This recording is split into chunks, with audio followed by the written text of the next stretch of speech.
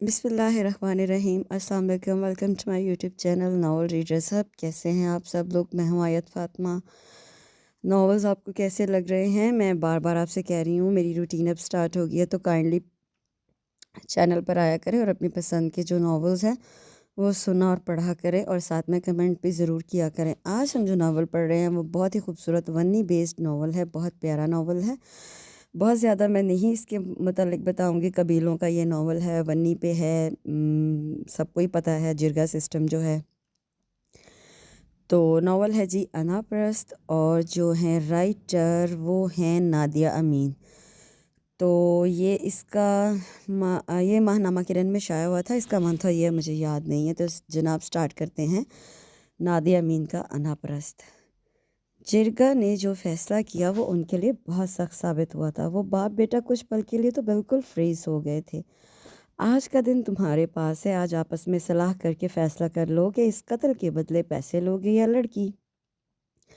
یاور خان جو کہ اس جرگے کا کرتا دھرتا تھا ان پر دھماکہ کر کے بولا۔ گھر آ کر وہ بہت فکر مند ہو گئے تھے، گہری سوچ میں غرق، جیسے ایک نقطے تک پہنچ ہی گئے۔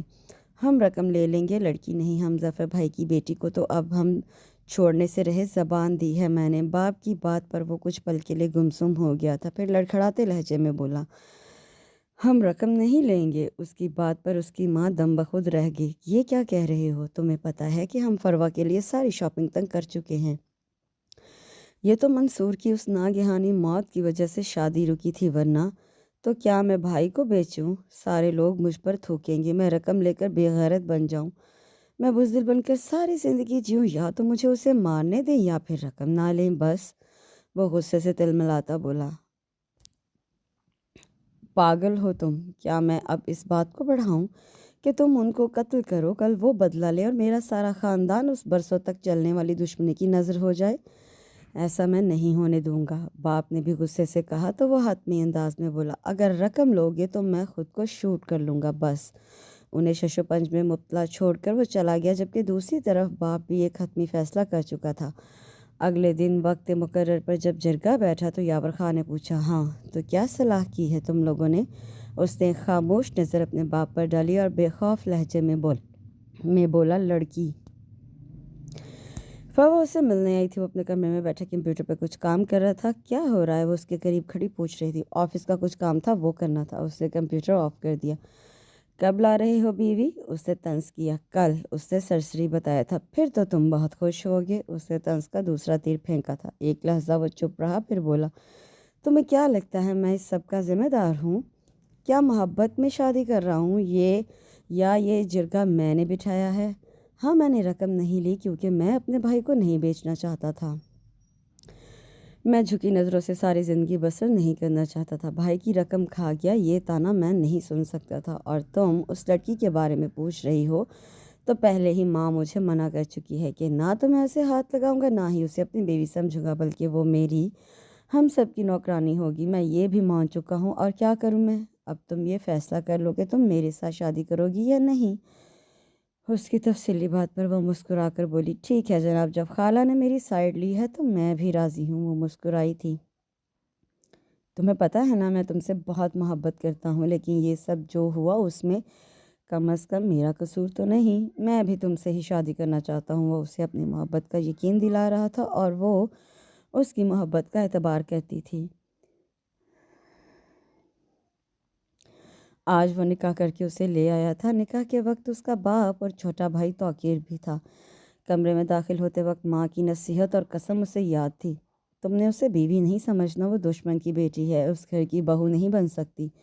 ماں کا غصہ اور منطق اسے اس وقت کچھ غلط نہ لگا تھا۔ جس عورت کا جوان بیٹا کسی کے ہاتھوں قتل ہو، وہ اسی قسم کے ذہنی دباؤ کا شکار ہوتی ہے۔ کمرے میں آ کر وہ اسے کچھ نیا اور خلاف معمول نہیں لگا تھا، سوائے اس ڈری سہمی لڑکی کے جو آج ہی اس کے نکاح میں آئی تھی۔ وہ ایک عام سے سوٹ میں ملبوس تھی۔ ایک سرسری نگاہ اس پر ڈال کر وہ صرف اتنا بولا تھا، تمہیں اب یہاں رہنا ہے اور میرے گھر والوں کو تم سے کوئی شکایت نہیں ہونی چاہیے۔ میری ماں کے دل پہ کیا بیت رہی ہے تمہیں معلوم ہوگا، اس لیے اس کی کسی بھی بات پر بگڑنے کے بجائے چپ رہو گی۔ وہ اس کے کپ کپاتے ہاتھوں کو بخوبی دیکھ رہا تھا۔ اس وقت وہ کھڑی تھی لیکن اسے اس کا جسم لرزتا دکھائی دے رہا تھا۔ تم سے نکاح کا فیصلہ میرا ہے، اگر تم نے کبھی اس فیصلے کو غلط ثابت کرنے کی کوشش کی تو میں بھی تمہیں زندہ نہیں چھوڑوں گا۔ اس کی آنکھوں سے ٹپا ٹپ آنسو گرنے لگے۔ یہ کام نہیں چلے گا، اس نے اس کے رونے کی طرف اشارہ کیا۔ میں ان آنسوؤں سے پگھلنے والا نہیں، میرے گھر والوں کے ساتھ ٹھیک رہو گی تو بخشوں گا تمہیں۔ اس نے جلدی سے آنسو صاف کیے تھے۔ نام کیا ہے تمہارا؟ اپنی شرٹ اتارتا وہ عام سے لہجے میں بولا تھا۔ ہاں عدن، نام اچھا ہے، کام بھی اچھا ہونا چاہیے۔ آج جو کچھ کہہ چکا ہوں وہ دوبارہ نہیں دہراؤں گا کیونکہ تم یہ نوبت نہیں آنے دو گی، وہ اسے دھمکاتا ہوا بولا۔ جی، وہ حقیقتاً بہت گھبرائی ہوئی تھی۔ اب آرام سے سو سکتی ہو۔ اس کے لیے اس کی زندگی بدل کر رہ گئی تھی جبکہ ادھر سب ایسے ظاہر کر رہے تھے جیسے کہ وہ ان کے درمیان کبھی آئی ہی نہیں تھی۔ اس نے تقدیر کے لکھے کو اس وقت قبول کیا تھا جب اسے بتایا گیا کہ اس کا نکاح ہے۔ یہاں آئے ہوئے اسے ہفتہ ہونے کو تھا۔ اسے ایک ہفتے میں کسی نے بھی اس سے بات نہیں کی تھی۔ اسے ایک فالتو پرزے کی طرح ایک طرف ڈال دیا گیا تھا۔ وہ کیا تھی وہ بالکل بھولنے لگی تھی۔ وہ جو اپنی ذات کے غرور میں کبھی کسی کو گھاس تک ڈالنے کی روادار نہ تھی، اب عجیب قسم کی ذلت کا شکار تھی۔ وقت کی بے رحم لگام اس کے گلے میں ڈال کر وہ سب اسے ایک پالتو جانور بھی نہ گردانتے تھے، اور جس سے 3 بول پڑھائے گئے تھے وہ اس کی وجود سے اتنا ہی بے خبر تھا جتنا کہ ایک مسافر منزل تک جانے والے راستے سے۔ وہ اپنی قسمت سے شاکی تھی جس نے اسے اس موڑ پر لا کر کھڑا کیا تھا کہ وہ دشمن بن کر ان کے درمیان آئی تھی۔ اس کی سانس اسے دیکھنے کی بھی روادار نہ تھی۔ اس کے دن رات ذلت کے بستر میں گزر رہے تھے، ایسا بستر جو ذلت، بے عزتی، نفرت سے بنا ہوا تھا۔ وہ مرد تو اس سے اتنا ہی غافل تھا جتنا کہ اس کا سکون۔ وہ جس اضطراب کا شکار تھی اس میں اسے کسی ساتھی کی ضرورت تھی کہ جس سے وہ اپنے دل کی باتیں کرتی، اپنا حال دل سناتی، لیکن اس کا پرسان حال کوئی نہ تھا۔ وہ اس کے کمرے میں ایک فالتو ناکارہ پرزہ تھی جو اس مرد کے استعمال میں آنے والا نہ تھا۔ رات کو وہ فروا سے باتیں کر رہا تھا۔ پاگل ہو یار، اس کا ہونا نہ ہونے کے برابر ہے، اس نے ڈھکے چھپے الفاظ میں کہا تھا۔ بھائی کی موت کے بعد فوراً تو دھوم دھام سے شادی نہیں ہو سکتی نا، اس لیے امی سال بعد ہی کریں گی۔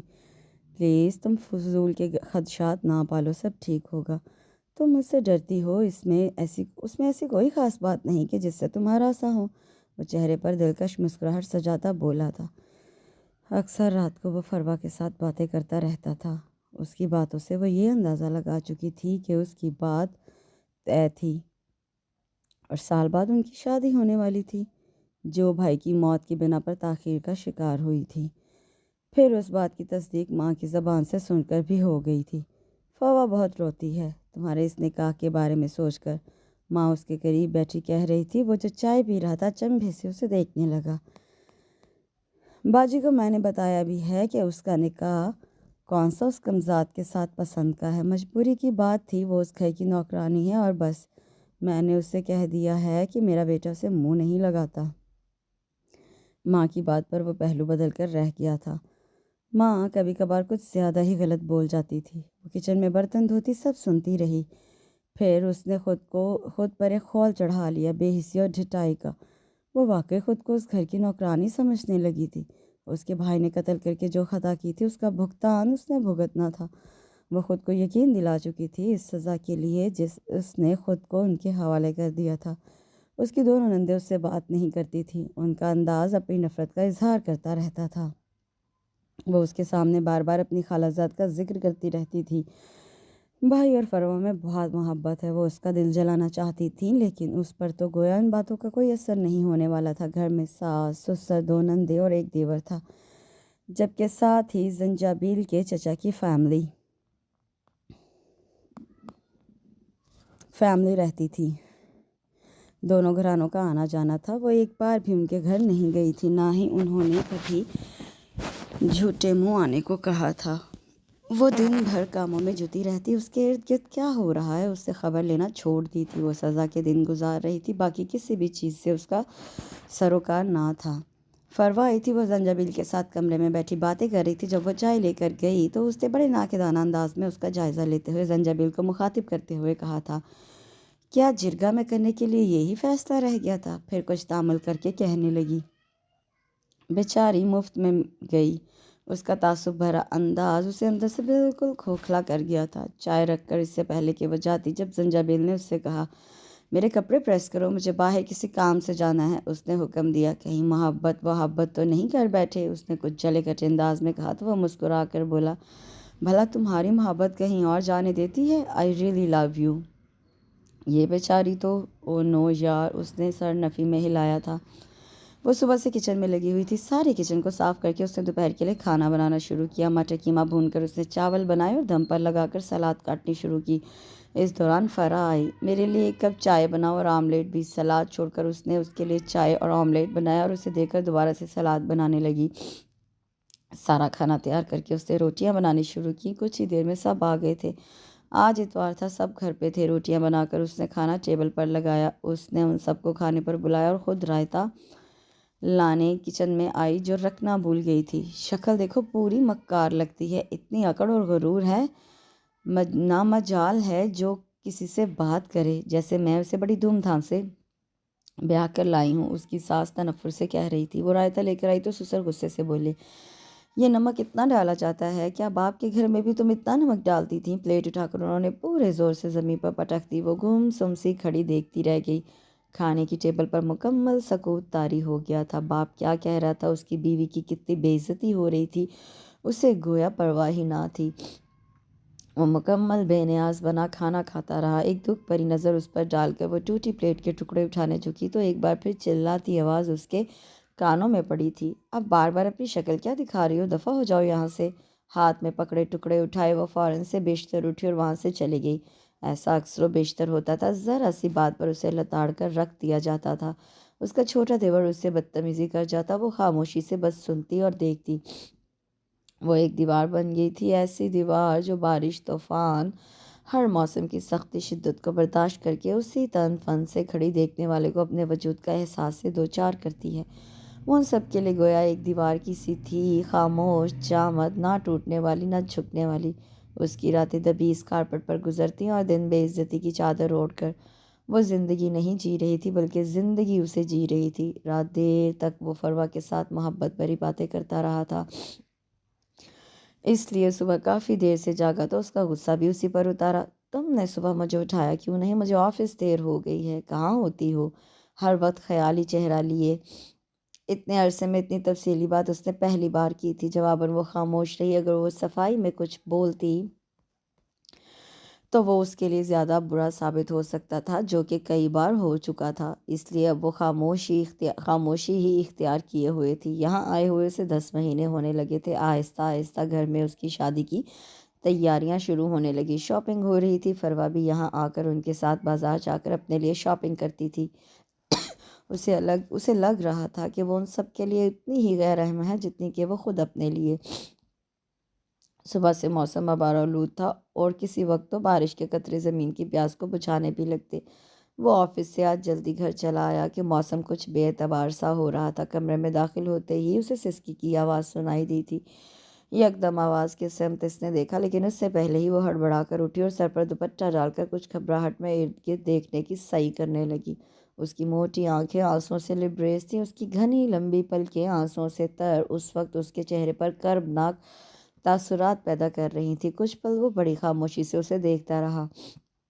کچھ ساتھ بعد اس کے قریب آ کر بولا، گھر پہ کوئی نہیں ہے کیا؟ اس نے سر نفی میں ہلایا۔ اس وقت آنسوؤں کا گولا اس کے حلق میں پھنسا تھا، اس لیے وہ بول نہ پائی تھی۔ جانے کیا ہوا کہ وہ اس کے قریب گیا اور اس کی آنکھوں میں جھانک کر بولا، تم رو رہی ہو، وجہ بتاؤ گی؟ آج پہلی دفعہ اس نے اس پر دھیان دیا تھا۔ وہ حیرت کے عالم میں کھڑی کچھ پل تو بالکل شاک رہی، پھر کچھ توقف کے بعد بولی، چائے لاؤں؟ اپنی بات کے جواب میں مختلف جواب نے اسے کچھ پل کے لیے خاموش کر دیا تھا، پھر کچھ توقف کے بعد بولا، ہاں لے آؤ۔ وہ جلدی سے نکل گئی۔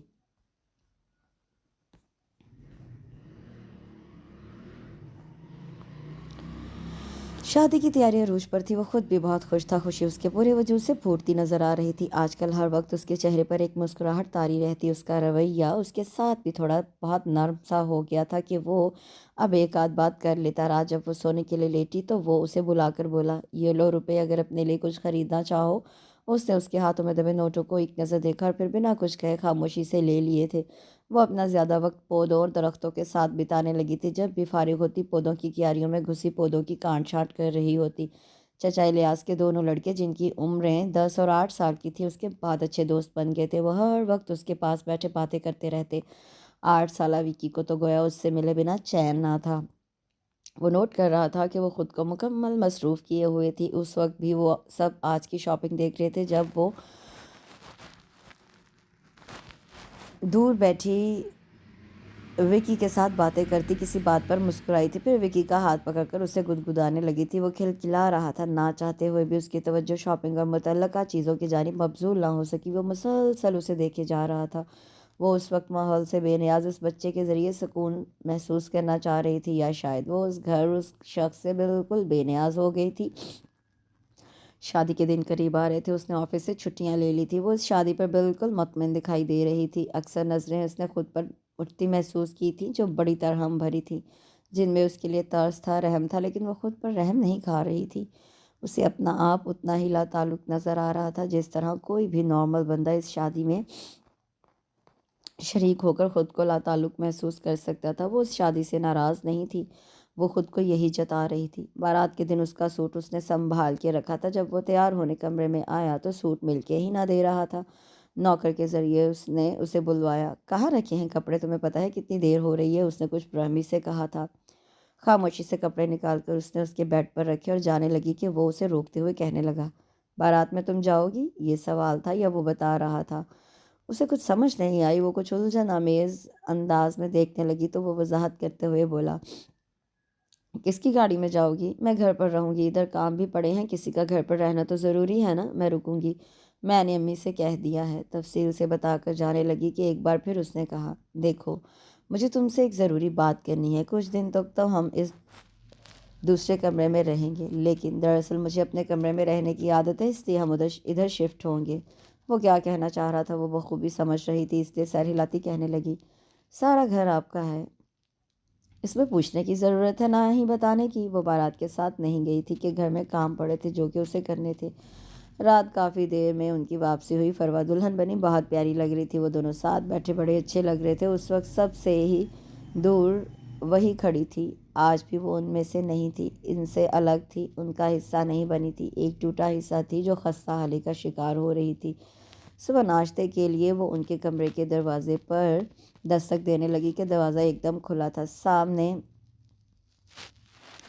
سامنے وہ کھڑا ایک پل کے لیے تو بالکل چپ سادے رہا، پھر اسے اندر آنے کا راستہ دے کر خود بھی اندر چلا آیا۔ وہ شاید باتھ روم میں تھی۔ ٹیبل پر ناشتے کی ٹرے رکھ کر وہ جانے لگی کہ کچھ یاد آتے ہی مڑ کر اسے کہنے لگی، ولیمے کا سوٹ استری کرنا ہے، کہاں ہے؟ وہ بظاہر جملہ سادگی سے کہا گیا تھا، لیکن اس پل اسے کچھ عجیب سا فیل ہوا تھا۔ کسی گہری سوچ سے نکلتا ہوا بولا، شکور سے پتہ کرو، اسی کو دیا تھا میں نے۔ اس نے بتایا تو وہ سر اس بات میں ہلاتی چلی گئی۔ پھر ولیمہ بھی گزر گیا۔ کچھ دنوں بعد اس نے اپنا کمرہ بدلنا چاہا، لیکن فروا نے ایسا نہ کرنے دیا۔ وہ اس کے کمرے میں کسی صورت نہیں جانا چاہتی تھی، وہ اس کی اترن نہیں چاہتی تھی۔ اس اترن پر وہ سوچتی رہ گئی۔ فروا دن بدن حسین سے حسین تر ہوتی جا رہی تھی۔ وجہ زنجبیل کی بے پناہ محبت تھی جو اس کے حسن کو اور رعنائی دے رہی تھی، اور دونوں بہت خوش تھے۔ وہ ہنی مون منانے ماریشس بھی گئے، 15 دن رہ کر آئے۔ وہ اپنی دنیا میں مگن تھے، جب ادھر وہ اپنی دنیا میں مگن تھی۔ اس کا وجود خاموشی کی نذر ہو گیا تھا۔ وہ دن بھر کام کرتی تھی۔ اس کی روٹین کچھ اس طرح سے تھی کہ اب ان کاموں میں ایک منٹ ایک لمحہ کی تاخیر بھی نہیں ہوتی تھی، کیونکہ اس کی زندگی کا ہر گزرتا دن ایک ہی ڈگر پر تھا۔ اس میں 19-20 کا کوئی فرق نہ تھا کہ جس سے اس کی روٹین چینج ہوتی۔ ہاں، ایک چیز جو اس کی زندگی کے ابراق میں ایک اور ورق کا اضافہ کر گئی تھی، وہ فروا کے طنزیہ جملوں اور نشتروں کا اضافہ تھا۔ باقی تمام روٹین ویسی کی ویسی تھی۔ وہ دونوں روزانہ شام کو باہر نکلتے، گھومتے پھرتے اور رات کو دیر سے لوٹتے۔ فروا کے آتے ہی اس کمرے میں آنا ہی بھول گیا تھا۔ وہ ایک پل کے لیے بھی نہیں آتا تھا۔ ہاں، ایک فائدہ ہوا تھا کہ وہ بیڈ پر آرام سے سونے لگی تھی۔ اب اس کی دنیا، اس کے کمرے اور خود اس کے اپنے وجود، اپنی ذات تک محدود ہو گئی تھی۔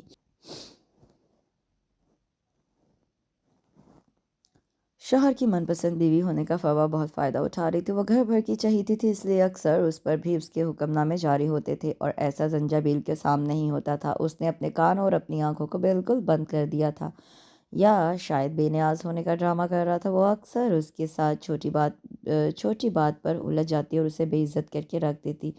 मेरे घर वाले आ रहे हैं, तुमने सारी तैयारी की या नहीं? वो रात को जल्दी जाएंगे, खाना वक्त पर तैयार होना चाहिए।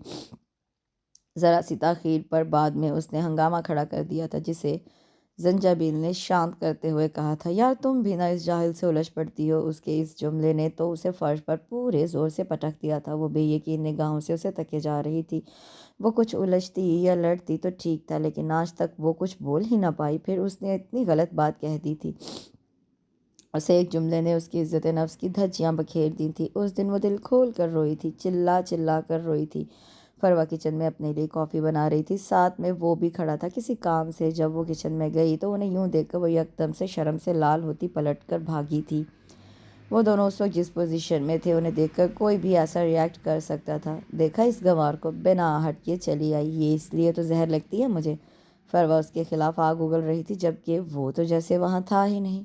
रात को वो देर से घर आया तो उसे सख्त भूख लग रही थी। उस वक्त फरवा को उठाना गोया क़यामत उठाना था।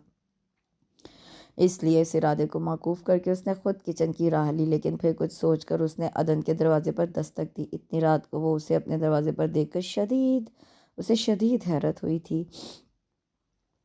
खाना दो मुझे, वो पलट के किचन में जाने लगा। वो भी उसके पीछे किचन में आई। खाना गर्म करके उसने सलाद भी बनाई और टेबल पर लगाकर पानी का जग भी सामने रखा। जब वो जाने लगी तो उसने पुकारा, बैठो। जाने क्यों सुबह की उस हरकत के बाद वो उसके सामने आने से कतराने लगी थी। शायद वो खुजल सी हो गई थी इसलिए।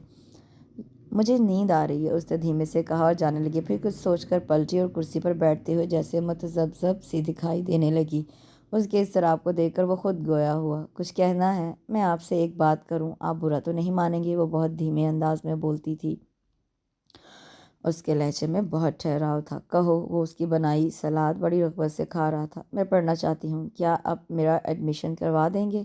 उसके लहजे में बड़ी आस थी, जिसे महसूस करते हुए बोला, कहाँ तक पढ़ा है तुमने? मेरा फाइनल ईयर रह गया था। किसका? मास्टर्स का। कुछ ताकफ बात बोली। इंग्लिश लिटरेचर में मास्टर्स कर रही थी मैं। वह चंद सानिया हैरान नजरों से उसे तकता रहा, फिर यकदम से हैरानी मिटाता बोला, माँ पढ़ने देगी तुम्हें? जाने क्यों उसने ऐसा कहा था, उसे खुद समझ ना आई थी। वो बिल्कुल चुप कर गई, फिर उसी खामोशी से उठकर चली गई थी। खाना खाकर वो भी अपने कमरे में आया था। बेड पर लेटकर कुछ पल तो वो उसके एडमिशन के बारे में सोचता रहा, फिर सारी सोचों पर लानत भेजता सो गया था।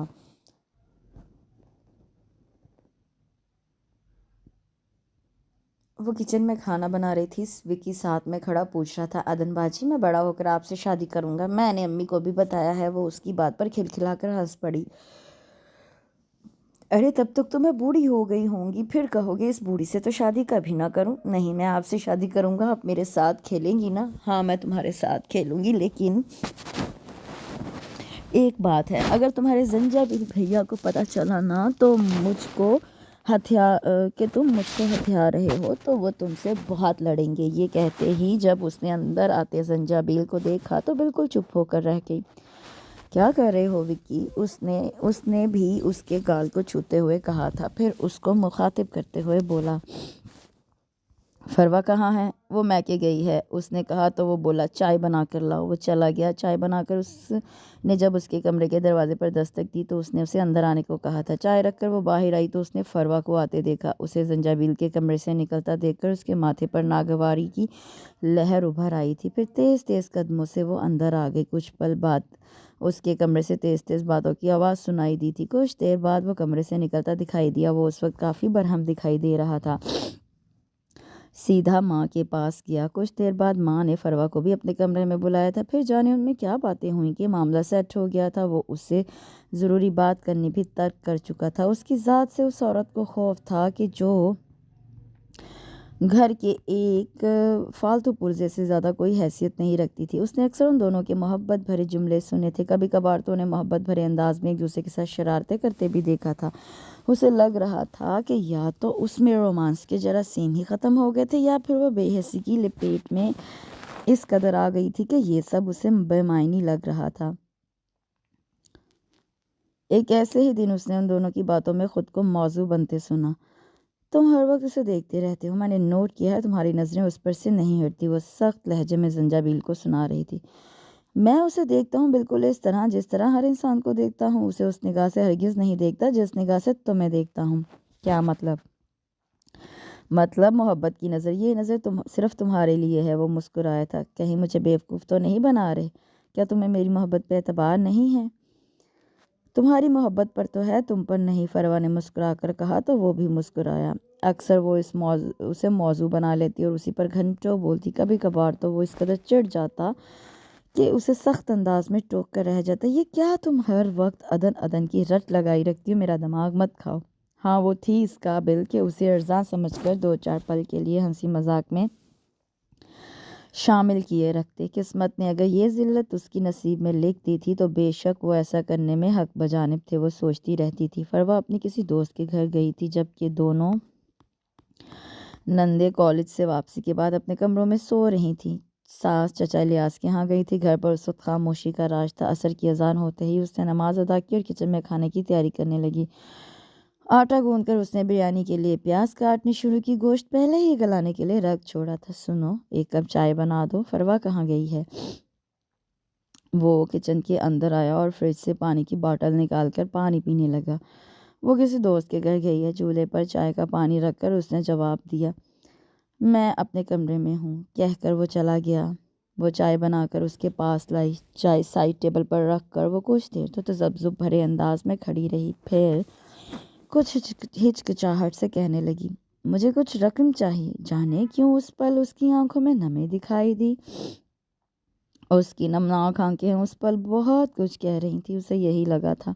بنا کچھ کہے اس نے جیب سے رقم نکالی۔ اس وقت تک اسے یہ معلوم نہیں ہو سکا تھا کہ اس نے اسے کتنی رقم تھمائی تھی۔ تھینکس، اس کا یہ ایک لفظ اس مرد کے منہ پر تماچا مارنے کے لیے کافی تھا۔ اس پل اسے اپنی مردانگی پر جتنی شرم آئی تھی، اسے اپنا آپ جتنا بے غیرت لگا تھا، اتنا شاید کبھی اپنا آپ محسوس نہ کیا ہو۔ وہ مرد تھا، وہ گھٹیا مرد جس کے منہ پر اس کی بیوی طنز کا تیر مار کر چلی گئی تھی۔ اس کی غیرت پر یہ تازیانہ بہت بھاری لگا تھا۔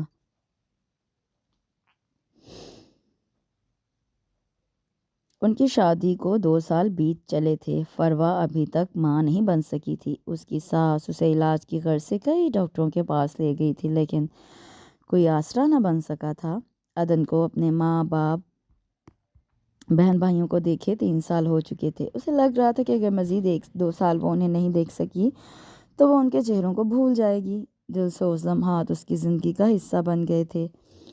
تحقیرانہ رویے اس کے وجود کے گرد لباس کی طرح لپٹ گئے تھے۔ کسی جاں فضا تصور کا دور دور تک امکان نہ تھا۔ اکتاہٹ آمیز انداز میں زندگی بسر ہو رہی تھی۔ ہر موسم اس کے لیے ایک جیسا تھا۔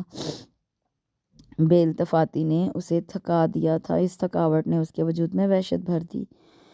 ان دنوں اسے اپنا آپ ذلیل ترین لگ رہا تھا۔ ایک ایسا بندہ جو زمین اور آسمان پر اکیلا کھڑا، ایک رحم بھری آواز، ایک ترہم آمیز لفظ کا طلبگار ہو۔ اس تشنگی کیفیت نے اسے نڈھال کر دیا تھا۔ وہ بیمار ہو گئی تھی، لیکن یہ بیماری بھی اس کے لیے اس کی تنہائی کی طرح اس کی ساتھی بن گئی تھی۔ پچھلے کچھ دنوں سے بخار مسلسل ہو رہا تھا۔ جسمانی تھکاوٹ، درد نے اسے نڈھال کر دیا تھا۔ صبح کے ملگجے اجالے میں جب وہ صحن میں آئی تو چارسو خاموشی کا راج تھا۔ لان کے سبزے پر پاؤں رکھتے ہی جانے اسے کیا ہوا تھا کہ وہ لڑکھڑا کر منہ کے بل گری تھی۔ اس کا سبھی چہرہ اس وقت پیلاہٹ لیے ہوئے تھا۔ شکور نے جب اسے اس طرح زمین پر پڑے دیکھا تو یکدم اندر کی طرف بھاگا۔ بے خیالی میں اس نے زنجبیل کے کمرے کے دروازے پر دستک دی۔ دروازہ اسی نے کھولا تھا، پھر شکور کے بتانے پر وہ باہر کی طرف لپکا تھا۔ وہ بے ہوش پڑی تھی، اس کا جسم ماں کی طرح تپ رہا تھا۔ اسے گاڑی میں ڈال کر وہ ایک پرائیویٹ ہاسپٹل لے گیا تھا۔ وہ ایڈمٹ ہو گئی تھی۔ تھوڑی دیر کے لیے وہ گھر آیا تھا تاکہ ان سب کو خبر کر سکے، لیکن وہاں تو گویا بات ہی کچھ اور تھی۔ فروا عیش کے عالم میں اس کی جانب لپکی تھی۔ امی کہاں ہیں؟ اس کی بات کے جواب میں اس نے کہا تو وہ چلاتی بولی، میں نے کچھ پوچھا ہے؟ ماں بھی چلی آئی اور وہ بھی اسے لتاڑنے لگی۔ وہ تو گویا پھنس کر رہ گیا تھا۔ انہیں یوں بولتا چھوڑ کر وہ پھر ہاسپٹل آیا۔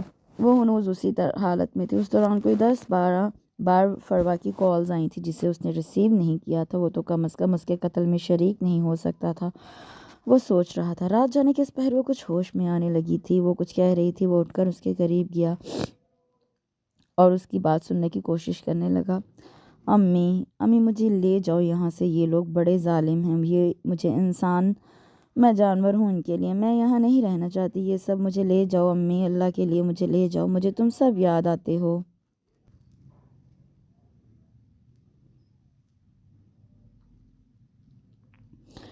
وہ سب مارتے ہیں مجھے، دیکھو میرا جسم، سارا جسم زخمی، مجھے لے جاؤ۔ وہ نیم بے ہوشی کی کیفیت میں رونے لگی تھی۔ اس کی باتیں سن کر وہ شاکڈ رہ گیا۔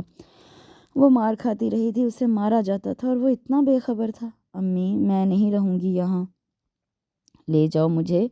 وہ سسک رہی تھی۔ اس رات جو کچھ وہ بولتی رہی تھی، اس نے اس مرد کے ضمیر پر خوب تازیانے لگائے تھے۔ وہ خود فراموشی کے عالم میں جو کہہ رہی تھی وہ اس مرد کے لیے ہولناک تھا۔ ایک دو دن میں بخار کی شدت میں کمی آ گئی تھی۔ وہ اب مخدوش حالت میں نہیں تھی۔ تکیے کے سہارے وہ بیٹھی، آنکھیں بند کیے نیم دراز تھی۔ جب وہ اندر آیا، یک دم اسے آنکھیں کھول کر اس نے ایک نظر اسے دیکھا اور پھر آنکھیں بند کر لیں۔ قریب آ کر اس نے اس کے ماتھے پر ہاتھ رکھ دیا تھا۔ بخار قدرے کم تھا۔ کرسی کھینچ کر وہ اس کے مقابل بیٹھتا سنجیدگی سے بولا، میں تمہیں تمہاری ماں کے گھر لے کر جا رہا ہوں، کچھ دن وہیں رہو، پھر میں تمہیں لے آؤں گا۔ اس کی بات نے اسے بت بنا دیا تھا۔ وہ بے یقین نگاہوں سے اسے دیکھنے لگی، پھر اٹھ کر وہ دروازہ لاک کر کے اس کے قریب آ کر بولا، اپنی کمر دکھاؤ۔ اس کی بات پر وہ سکتے میں آ گئی تھی۔ وہ یک ٹک اسے دیکھے جا رہی تھی۔ کہا نا اپنی کمر دکھاؤ۔ اسے گمسم دیکھ کر وہ خود اس کی قمیض اٹھانے کو بڑھا تو وہ فوراً بولی، میں ٹھیک ہوں۔ لیکن اس کی بات کو نہ سنتے وہ خود اس کی قمیض اٹھا کر اس کی کمر پر زخم کے نشان دیکھنے لگا۔ اور کہاں کہاں مارا ہے؟ وہ اس کی آنکھوں میں براہ راست دیکھتے ہوئے بولا۔ وہ چپ رہی تو وہ پھر بولا، کہاں کہاں اور کس نے مارا ہے؟ کیا پوچھ رہا ہوں میں؟ اس پل اس کی آنکھوں میں نمی ابھرتی دیکھ کر اس نے جو اپنے اندر اتارتی وہ بولی، ایسا کچھ نہیں ہے میں۔ پھر جانے کیا ہوا کہ ہزار کوشش کے باوجود وہ اپنی آنکھوں سے رواں ہونے والے آنسوں پر قابو نہ پا سکی۔ وہ بے آواز روتی رہی اور وہ اسے روتے ہوئے دیکھتا رہا۔ اٹھو، وہ اسے اٹھاتے ہوئے باہر لے آیا تھا۔ گاڑی میں بیٹھ کر وہ اس کی ماں کی طرف روانہ ہوا تھا۔ اسے ماں کے گھر کے دروازے پر اتارتے ہوئے بولا،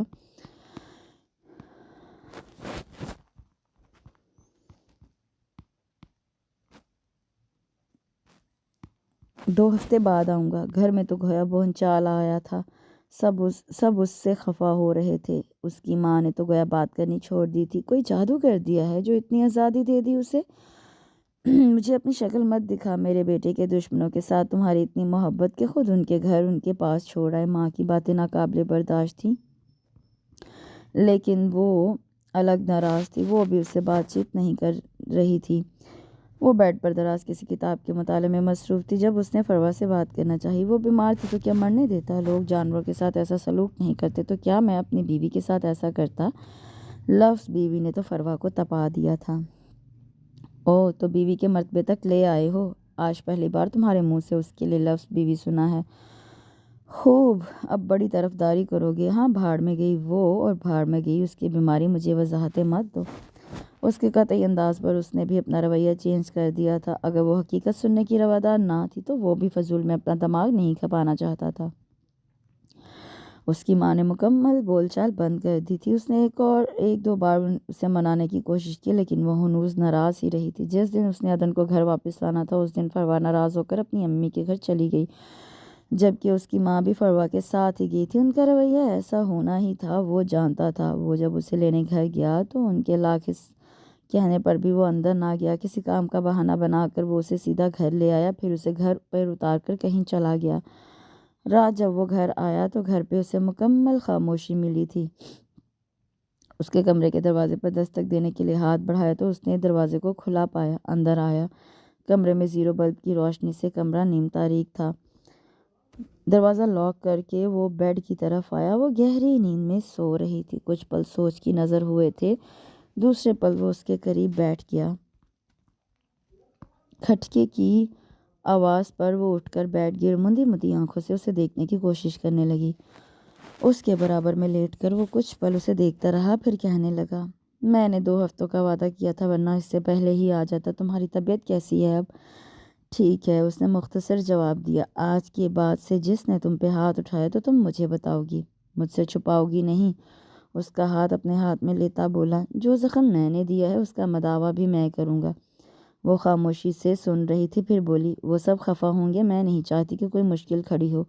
اس نے اسے کسی بھی قسم کے خطرے سے آگاہ کیا تھا۔ یہ تمہارا مسئلہ نہیں ہے، میرا ہے، اور تم وہ کرو جو میں کہوں بس۔ وہ اس کے معاملے میں ہمیشہ سخت رہا تھا۔ قصور میرے بھائی کا تھا، لیکن خطاوار میں ٹھہرائی گئی۔ ادھر وہ سب کچھ اور چاہتے ہیں اور آپ کچھ اور۔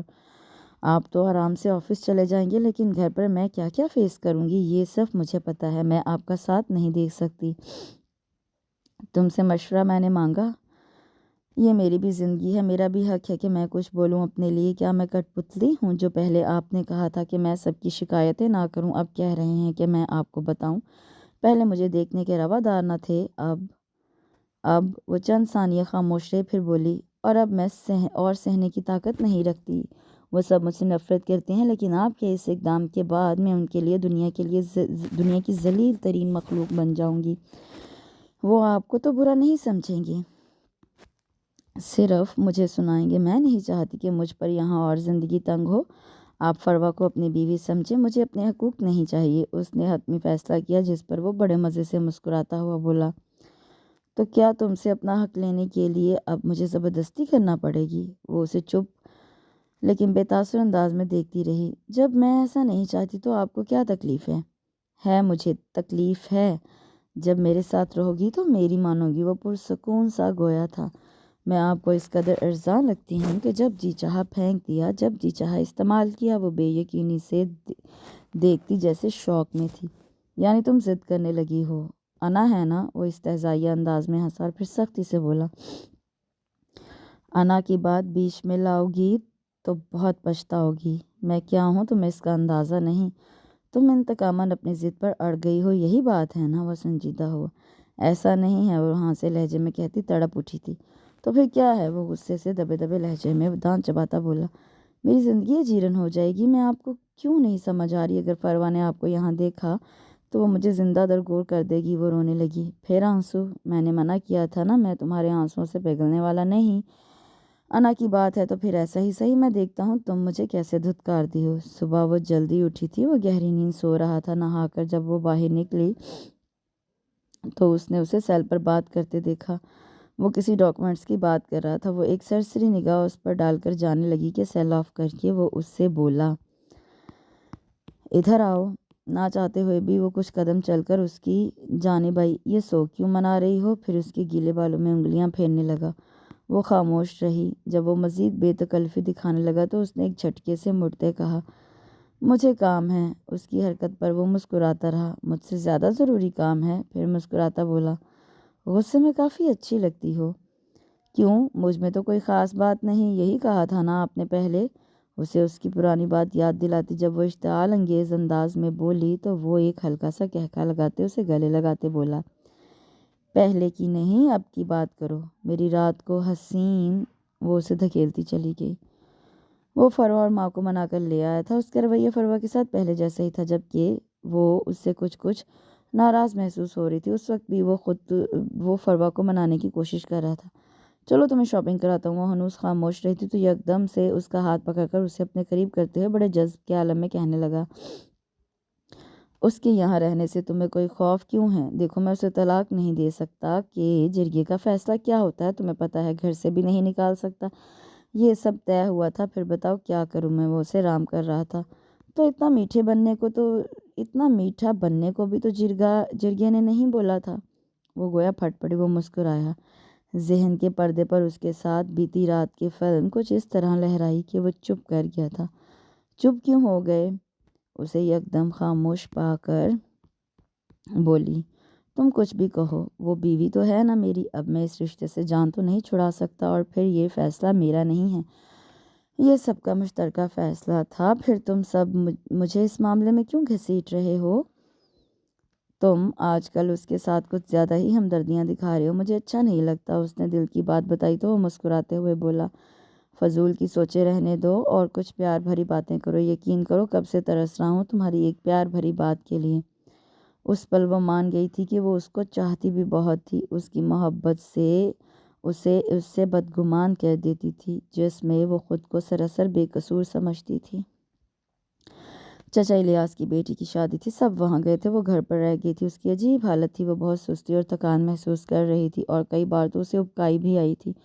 اپنے ساتھ ہونے والی گڑبڑ کا اسے بخوبی اندازہ ہو رہا تھا۔ سب سے بڑا طوفان اس خبر سے آنے والا تھا۔ وہ اس کا سوچ سوچ کر اور بھی پریشان ہو رہی تھی۔ لان میں بیٹھی وہ اپنی سوچوں میں منہمک تھی جب وہ آ کر اس کے قریب کی کرسی پر بیٹھ گیا۔ وہ خاموشی سے اس کے چہرے کو پڑھ رہا تھا۔ یکدم سے ہڑبڑا کر وہ نظریں پھر کر درخت پر بیٹھے کوؤں کو دیکھنے لگی۔ پھر جانے کیا سوچ کر وہ اس کی طرف دیکھتے ہی کہنے لگی، آپ مجھے کسی طرح سے ہسپتال لے جا سکتے ہیں؟ اس کی بات پر وہ سوالی انداز میں کچھ دیر تکتے رہنے کے بعد بولا، کیوں؟ مجھے کام ہے۔ اس کی آواز پرسکون تھی۔ تمہیں جو کام ہے وہ مجھے معلوم ہے۔ حیرت سے وہ یکدم سر اٹھائے اس کی طرف دیکھنے لگی۔ میرے بچے کو کوئی نقصان نہیں پہنچنا چاہیے، سمجھی تم؟ آپ کو کس طرح؟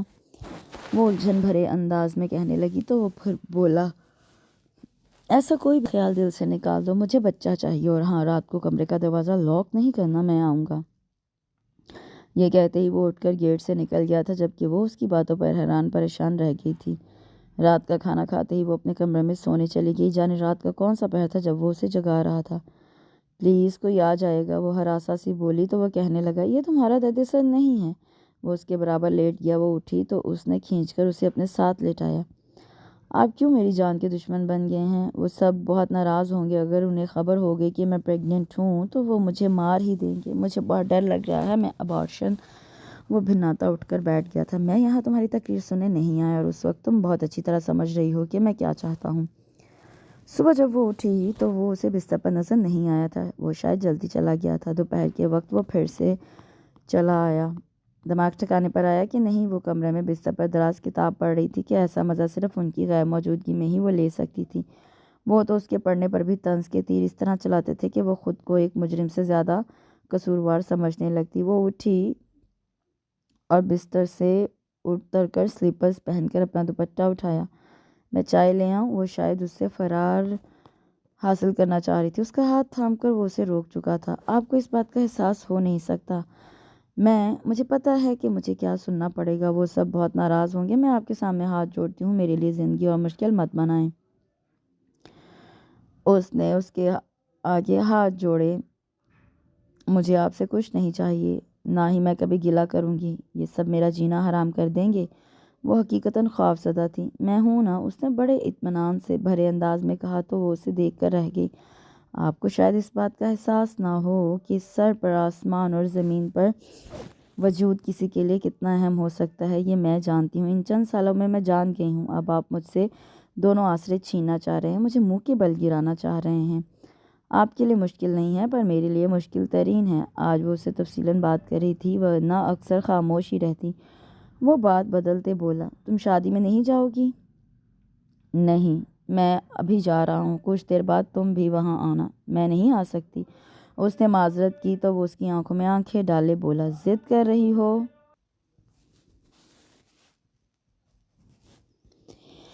میری طبیعت ٹھیک نہیں۔ خفیف سی گھبراہٹ لیے وہ بولی، اس طرح سب سے کٹ کر تم کیا ثابت کرنا چاہتی ہو؟ کہ تم بہت مظلوم ہو، تم پر سب ترس کھائیں اور آپ نہیں سمجھیں گے میری بات، آپ کی سمجھ میں آ ہی نہیں سکتی۔ اس کی بات کاٹ کر وہ جھلاہٹ آمیز انداز میں بولی، میرے وہاں جانے کے بعد تم وہاں آؤ گی، وہاں کیا ہوگا یہ میرا مسئلہ ہے۔ اسے وارن کرتا وہ چلا گیا، جبکہ وہ مسموم ذہن لیے تیار ہونے چل دی۔ اسے سمجھ میں نہیں آ رہی تھی کہ وہ سب اس سے چاہتے کیا تھے۔ اگر قسمت اسے یہاں اس طرح لائی تھی تو پھر اس قدر ذلت آمیز زندگی اس کی تقدیر کیوں بن گئی تھی؟ اس دن شادی میں وہ چلی گئی تھی، لیکن جس انداز سے ان سب نے اسے دیکھا تھا، اس نے دعا کی تھی کہ وہ زمین پر سے جادو کے زور سے غائب ہو جائے۔ گھر کس کے حوالے کر کے آ گئی تم؟ ساس نے قریب آتے ہی ایک تیر اس کی طرف اچھالا تھا۔ وہ کوئی جواب دینا چاہتی تھی کہ نند بھی آ کر اپنے جلے دل کے پھپولے پھوڑنے لگی۔ اگر تمہیں آنا تھا تو مجھے کہتی، میں گھر پہ رک جاتی، اس طرح گھر خالی تو نہ چھوڑ آتی۔ دوسری نند نے بھی دھمکیاں آمیز انداز میں کہا۔ ابو سے کہوں گی بھلا، یہ کوئی کرنے والا کام ہے؟ وہ مخمصے میں پھنسی اپنی زندگی میں آنے والے دوسرے طوفان کا سامنا کرنے کی ہمت خود میں کھوتی جا رہی تھی۔ وہ سب اس کی طبیعت میں تبدیلی دیکھنے لگے تھے، اور مزید بات اس کی کیسے کھلی تھی۔ مجھے تو پہلے ہی شک تھا تو یہ گل کھلائے جا رہے ہیں۔ بتا کس کا گناہ اپنے پیٹ میں لیے پھرتی ہے؟ मेरा बेटा तो तुम्हें घास तक नहीं डालता, बोल किसके साथ गुल खिलाती रही है। सुबह सवेरे वो उस पर चिल्लाती, सब घर वालों को इकट्ठा कर चुकी थी। वो अभी शोर की आवाज़ पर आया। माँ के सामने खड़ी अदन को देखकर वो ठिठक गया। बता, किसका गुनाह अपने पेट में लिए फिर रही हो? वो एक बार फिर चिल्ला कर बोली थी। मेरा, यकदम से कहता वो माँ के सामने आया। सबको सांप सूंघ गया था। वो फटी फटी आंखों से उसे तके जा रही थी। क्या कहा तुमने? फरवा आगे बढ़ी थी। मेरा बच्चा है ये, अब ठीक है ना? या अब भी कोई मसला है? तुम जाओ। सामने खड़ी अदन को देखते हुए वो कदरे तुर्शी से बोला। उन सबको बढ़ता हैरत में डाले वो उसके पीछे कमरे में गया था। तो मेरा नाम नहीं ले सकती थी? वो उस पर चढ़ दौड़ा था। वो रोने लगी। क्यों, क्या नाजायज़ है जो इस तरह रो रही हो? अब तुम मुझे शर्मिंदा करने की कोशिश मत करो, समझी तुम? उसे मुसलसल रोते देखकर वो मज़ीद बोला। इनसे डरने की ज़रूरत नहीं, तुम्हें कोई कुछ नहीं कह सकता, मैं हूँ ना, किसी से डरने की ज़रूरत नहीं। इस मौजू पर उनसे कोई बात मत करना, समझी? मैं क्या कह रहा हूँ? घर में गोया कोहराम मच गया था। फरवा चीखती चिल्लाती रही थी। कितना बड़ा धोखा दिया तुमने मुझे, किस कदर छुप कर गेम खेला मेरी ही आंखों के सामने। मेरी आंखों में धूल झोंक कर तुम उसके साथ रंगरलियाँ मनाते रहे। इतना फ्रॉड। उस वक्त तुम्हें सब गलत लग रहा है, पर जब ठंडे दिमाग से सोचोगी तो तुम्हें ये गलत की बजाय बिल्कुल ठीक लगेगा। तुम एक औरत हो और एक औरत के जज्बातों एहसासात को समझ। मेरे जज्बातों एहसासात को चूल्हे में झोंक कर उसके जज्बातों एहसासात की तुम्हें बड़ी फिक्र लाहक हो गई है। उसका मुझ पर भी उतना ही हक है जितना तुम्हारा। नहीं, तुम्हारा मतलब दरअसल ये है कि उसका तुम पर मुझसे ज़्यादा हक है। मैंने ऐसा नहीं कहा, वो तुर्शी से बोला। तुम्हारा भड़कना, तुम्हारा उसके फेवर में बोलना, ये सब जाहिर कर रहा है कि वो तुम्हारा हक ज़्यादा हक उस पर है। एक तवील और बेकार बहस ने झगड़े की शक्ल इख्तियार करनी चाहिए तो उसके पास से वो हट गया। उसकी माँ ने एक बार बात करना फिर उससे तर्क कर दिया था। तुमने दुश्मन की बेटी को इतना अहम मुकाम दिया। इस दुश्मन की बेटी की औलाद अब इस घर में, वो आपके बेटे की औलाद है। उसने बेयकीन निगाहों से उसे देखते हुए माँ की अधूरी बात मुकम्मल की थी। मैंने तुम्हें कसम दी थी कि उसे बेबी नहीं समझोगे, उसे हाथ नहीं लगाओगे। आप कैसी माँ हैं जो अपने बेटे को इतना गुनाहगार बनाना चाहती हैं कि वो दोज़ख की भट्टी में जलता रहे? एक लड़की की पूरी ज़िंदगी बर्बाद करने की सज़ा क्या हो सकती है उसके शौहर के लिए, आपको पता है? क्या आपकी कसम के लिए मैं दोज़ख खरीद लूँ अपने लिए? वो सवाली अंदाज में देखता रहा। नहीं, मैं ऐसा नहीं कर सकता था, क्योंकि उस बात के लिए जवाब दे मुझे होना है, आप लोगों को नहीं। मैंने जो ठीक समझा वो किया। अब मेरी सबसे दरख्वास्त है कि इस मामले को बजाय उछालने की उसे इस घर की इज्जत समझते हुए दबा लें। उसी में सबकी इज्जत है। अगर बात अच्छी उछली तो बेइज्जती सरासर आपकी होगी। बेटे की बातें उन्हें दुरुस्त लगी थी, लेकिन दिल में अदावत और कुदूरत कुछ इस तरह रच बस गई थी कि दिल से जाती ही ना थी। बात खुलते ही फरवा के घर वाले आए। उन्होंने भी बहुत वावेला मचाया। फरवा किसी जख्मी नागिन की तरह मौके की ताक में थी। वो उसका गला दबाना चाहती थी जो जंजाबिल को उससे छीनने की कोशिश कर रही थी। सबका रवैया पहले से भी ज़्यादा बिगड़ गया था। एक सुस्सर ने कुछ खामोशी इख्तियार कर रखी थी। उसकी वजह ये थी कि उन्होंने देख लिया था कि जंजाबिल इस मामले में अदन के साथ था। उनकी जहाँ दीदा नज़रों ने जान लिया था कि बेहतरी इसी में थी कि इस मामले में खामोशी इख्तियार की जाए। बेटे की मुखालफत उनके हक में गलत हो सकती थी। घर पर एक सोगवार सी कैफियत आ रही थी, जैसे किसी बड़े सानिया का गुजर हुआ हो। फिलहाल वो भी चुप था कि ज़्यादा मुखालफत सूदमंद ना थी। वो फिलहाल उससे दूर रहना चाहता था, इसलिए हनूस फरवा के साथ ही कमरे में होता था। वो उससे बात नहीं करती थी, वो खुद बात करने की कोशिश करता था। उस पर कोई रिस्पांस नहीं मिल रहा था। प्लीज़ फरवा, तुम समझने की कोशिश करो। मैंने ये सब तुम लोगों को तकलीफ़ देने के लिए नहीं किया, बल्कि मुझे सोने दो।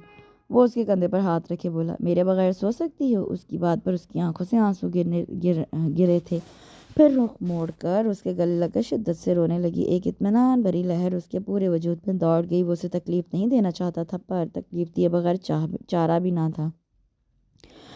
वो उससे मोहब्बत करती थी, वो भी उसे चाहता था, लेकिन ये सब जो हो रहा था शायद तकदीर का लिखा था। उसने मान लिया था। सुबह वो ऑफिस के लिए निकला। घर पर मोबाइल रह गया था, जिसकी खातिर उसे वापस मुड़ना पड़ा था। किसकी मर्जी से तुमने ये हरकत की? बड़े ऊंचे ख्वाब देखती हो। अब देखती हूँ कैसे तुम ये बच्चा पैदा करती हो। उसकी सास नंदे उसे बड़ी बेदर्दी से मार रही थी। वो नाकाबिले यकीन निगाहों से देखता, जैसे जम कर रह गया। मेरे बेटे को वर्गलाया, हमारे खिलाफ महाज खड़ा कर दिया। हाँ बस, अब मैं तुम्हें बताती हूँ। होश में आते ही वो तकरीबन भागते हुए उन तक पहुंचा था। उसे देखकर वो रोते हुए उसकी अकब में छुप गई थी। उसकी सिसकियाँ एकदम होने वाली खामोशी में गड़मड़ हो रही थी। एक कहर बरसाती निगाह माँ और बहनों पर डाले वो नहायत आग बरसाते लहजे में बोला, آج کے بعد اگر کسی نے اس کو بری نگاہ سے بھی دیکھا تو میں وہ کروں گا جو مجھے نہیں کرنا چاہیے۔ میں نہ تو آپ کا بیٹا ہوں اور نہ ان کا بھائی۔ بہنوں پر قہرآلود نگاہ ڈالتے وہ اس کا ہاتھ پکڑے اس کے کمرے میں لایا تھا۔ تم انسان ہو یا جانور؟ کہتی کیوں نہیں تم مجھے؟ وہ ان کا غصہ بھی اس پر نکالنے لگا۔ چلو ڈاکٹر کے پاس۔ پھر وہ اسے سب کے سامنے ڈاکٹر کے پاس لے گیا۔ اس دن کے بعد اس نے دن مخصوص کر دیے تھے، 3 دن ایک کے پاس اور 3 دن دوسری کے پاس بتانے کا فیصلہ کر لیا۔ رات کو وہ اس سے یہی پوچھ رہا تھا، کتنی مار کھاتی رہی ہو؟ اس کی خاموشی پر وہ جل کر بولا، کسی نے ایوارڈ دیا تمہیں؟ پھر کچھ توقف کے بعد بولا، میں چاہوں تو تمہیں الگ گھر پر رکھوں، پر تمہارے اس حالت میں الگ رہنا ٹھیک بھی نہیں۔ کیا کروں سمجھ میں نہیں آ رہی۔ یہ سب کرنے کی ضرورت ہی کیا تھی؟ وہ جو بولی تو اس پر گویا دھماکہ کر گئی۔ اس کی بات پر اس کی کشادہ پیشانی شکن آلود ہو گئی تھی۔ یہ سب جھک مارنے کے لیے کیا میں نے، میرا مطلب یہ نہیں تھا۔ اس نے وضاحت کرنی چاہی تو وہ اس کی بات کاٹتا بولا، اب یہ تمہیں کچھ نہیں کہیں گے۔ وہ دوسری بات جب میں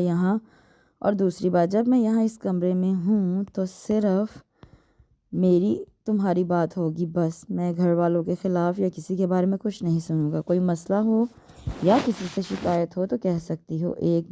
بار ایک بات سننے کا عادی نہیں ہوں میں۔ خود ہی پنگے لیتا تھا اور اب اسے کسی کے خلاف نہ بولنے کا کہہ رہا تھا۔ وہ دل ہی دل میں خفا ہوئی۔ میرا بچہ تو ٹھیک ہے نا؟ اس کا ہاتھ اپنے ہاتھوں میں لیتا وہ آنکھیں بند کر گیا تھا۔ اس نے اس بات میں سر ہلایا۔ جواب دو۔ ٹھیک ہے، میرا بچہ میری طرح ہونا چاہیے۔ نہیں، اچھا ہونا چاہیے، اس کے منہ سے بے ساختہ نکلا۔ آنکھیں کھول کر اس نے اس کے چہرے کو بغور دیکھتے ہوئے کہا، میں برا ہوں؟ وہ چپ رہی۔ تم سے کچھ پوچھ رہا ہوں۔ میں نے یہ تو نہیں کہا، اس نے دھیرے سے کہا تھا۔ برا بن کر دکھایا نا تو پھر بھاگ جاؤ گی۔ اس رات اس نے اس کے زخموں پر محبت کے مرہم لگانے کی کوشش کی تھی۔ یہ فیصلہ اس مرد کا نہ تھا، تقدیر کا تھا جو کچھ اور کرنے والی تھی۔ میں تمہارے ساتھ نہیں رہوں گی، حتمی انداز اختیار کیے فروا اس کے سامنے کھڑی اٹل انداز میں بولی تھی۔ اس کا ناقابل فہم رویہ اسے الجھا رہا تھا۔ تمہیں پتہ تھا کہ میں کسی کا شوہر ہوں، پہلے سے تم جانتی تھی، اور تم دوسری بیوی بن کر آئی ہو۔ وہ نہیں تو پھر اس طرح ری ایکٹ کیوں کر رہی ہو جیسے تمہیں پہلے سے کچھ معلوم نہ ہو؟ اور یہ بم اب تمہارے اعصاب پر پھٹا ہے۔ نہ چاہتے ہوئے بھی وہ کچھ تلخ ہونے لگا تھا۔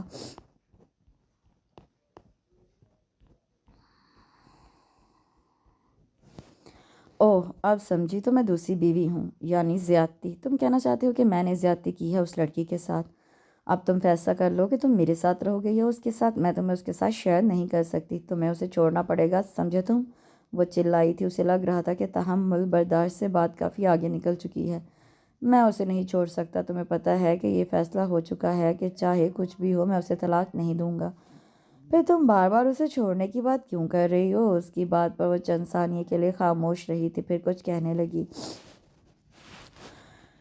تمہیں تو وہ زیادہ پیاری ہے نا کہ تمہارے بچے کی ماں بننے والی ہے۔ اس کے اچانک کہے جملے پر وہ کچھ پل کے لیے چپ رہا تھا، پھر تامل کر کے بولا، مجھے تم سے محبت ہے، تم جانتی ہو۔ تمہیں پتہ ہے جہاں محبت نہیں ہوتی وہاں بار بار محبت جتائی جاتی ہے۔ تمہیں غلط فہمی ہے، اس وقت نیگیٹو سوچ رہی ہو۔ الٹے چشمے سے سب الٹا ہی دکھے گا، اور اگر سب الٹا ہی ہو تو پلیز تم سمجھنے کی کوشش کرو، میں نے پہلے ہی اس کے ساتھ بہت زیادتی کی ہے، تمہیں پتہ ہے بہت گناہ کیا ہے میں نے۔ تمہیں اس بات کا احساس ہونا چاہیے کہ وہ بھی جوان ہے۔ اگر کل کو وہ کچھ غلط کرتی تو اس سب کا اصل ذمہ دار کون ہوتا؟ میں۔ اس نے میں پر زور دیتے ہوئے کہا، پھر مذہبی طور سے سوچو، اگر میں نے اس کے حقوق ادا نہیں کیے ہوئے تو میں کسی عذاب سے دوچار ہو سکتا تھا۔ محبت میں نے تم سے کی ہے، وہ ایک بے ضرر لڑکی ہے،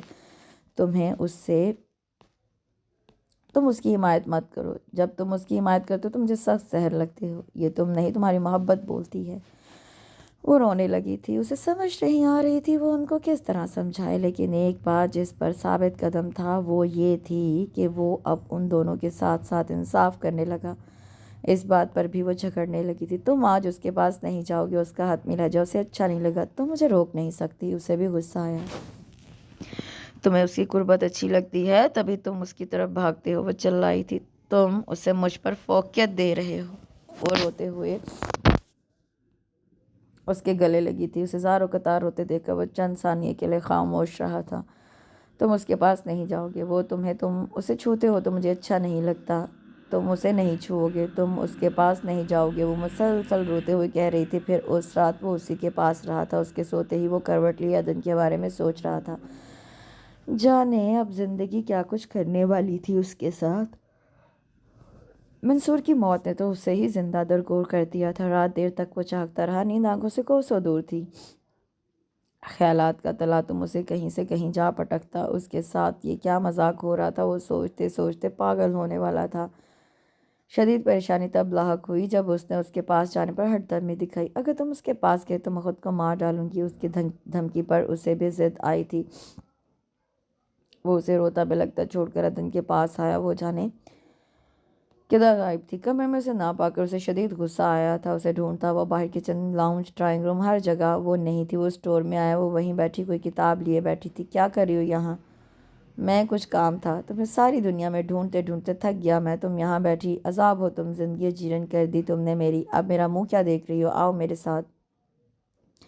اسے ہاتھ سے پکڑے وہ تقریباً دوڑاتا ہوا کمرے میں لایا تھا۔ ابھی وہ کچھ کہہ نہیں والا تھا کہ اس کے کمرے کا دروازہ زور زور سے بجنا شروع ہو گیا۔ باہر زرین کھڑی تھی۔ بھائی بھابھی نے سلیپنگ پلز کھا لی ہیں، ان کی طبیعت کافی خراب ہے، جلدی کریں انہیں ہاسپٹل۔ وہ یکدم باہر کی طرف بھاگا تھا۔ پھر کیسے اسے اسپتال لایا، کس طرح سب کچھ آنن فانن ہوا تھا وہ نہیں جانتا تھا۔ شکست خوردہ انداز میں بیٹھا اس نئی افتاد پر حیران تھا۔ آج اس کا دل شدت سے یہ خواہش کر رہا تھا کہ وہ چلائے، اتنا چلائے کہ اس کے اندر کی تمام کلفتیں ختم ہو جائیں۔ اب اس کی حالت خطرے سے باہر ہے۔ آئی سی یو سے نکلتی ڈاکٹر نے اسے تسلی آمیز انداز میں کہا تھا۔ اس کی ساس اسے ہی مورد الزام ٹھہرا رہی تھی۔ اس لیے شادی کی تھی، میری پھول سی بچی کس قدر برباد کر کے رکھ دیا اس دشمن کی بیٹی کے لیے۔ وہ کفِ افسوس ملتی جانے اور کیا کچھ کہتی رہی تھیں۔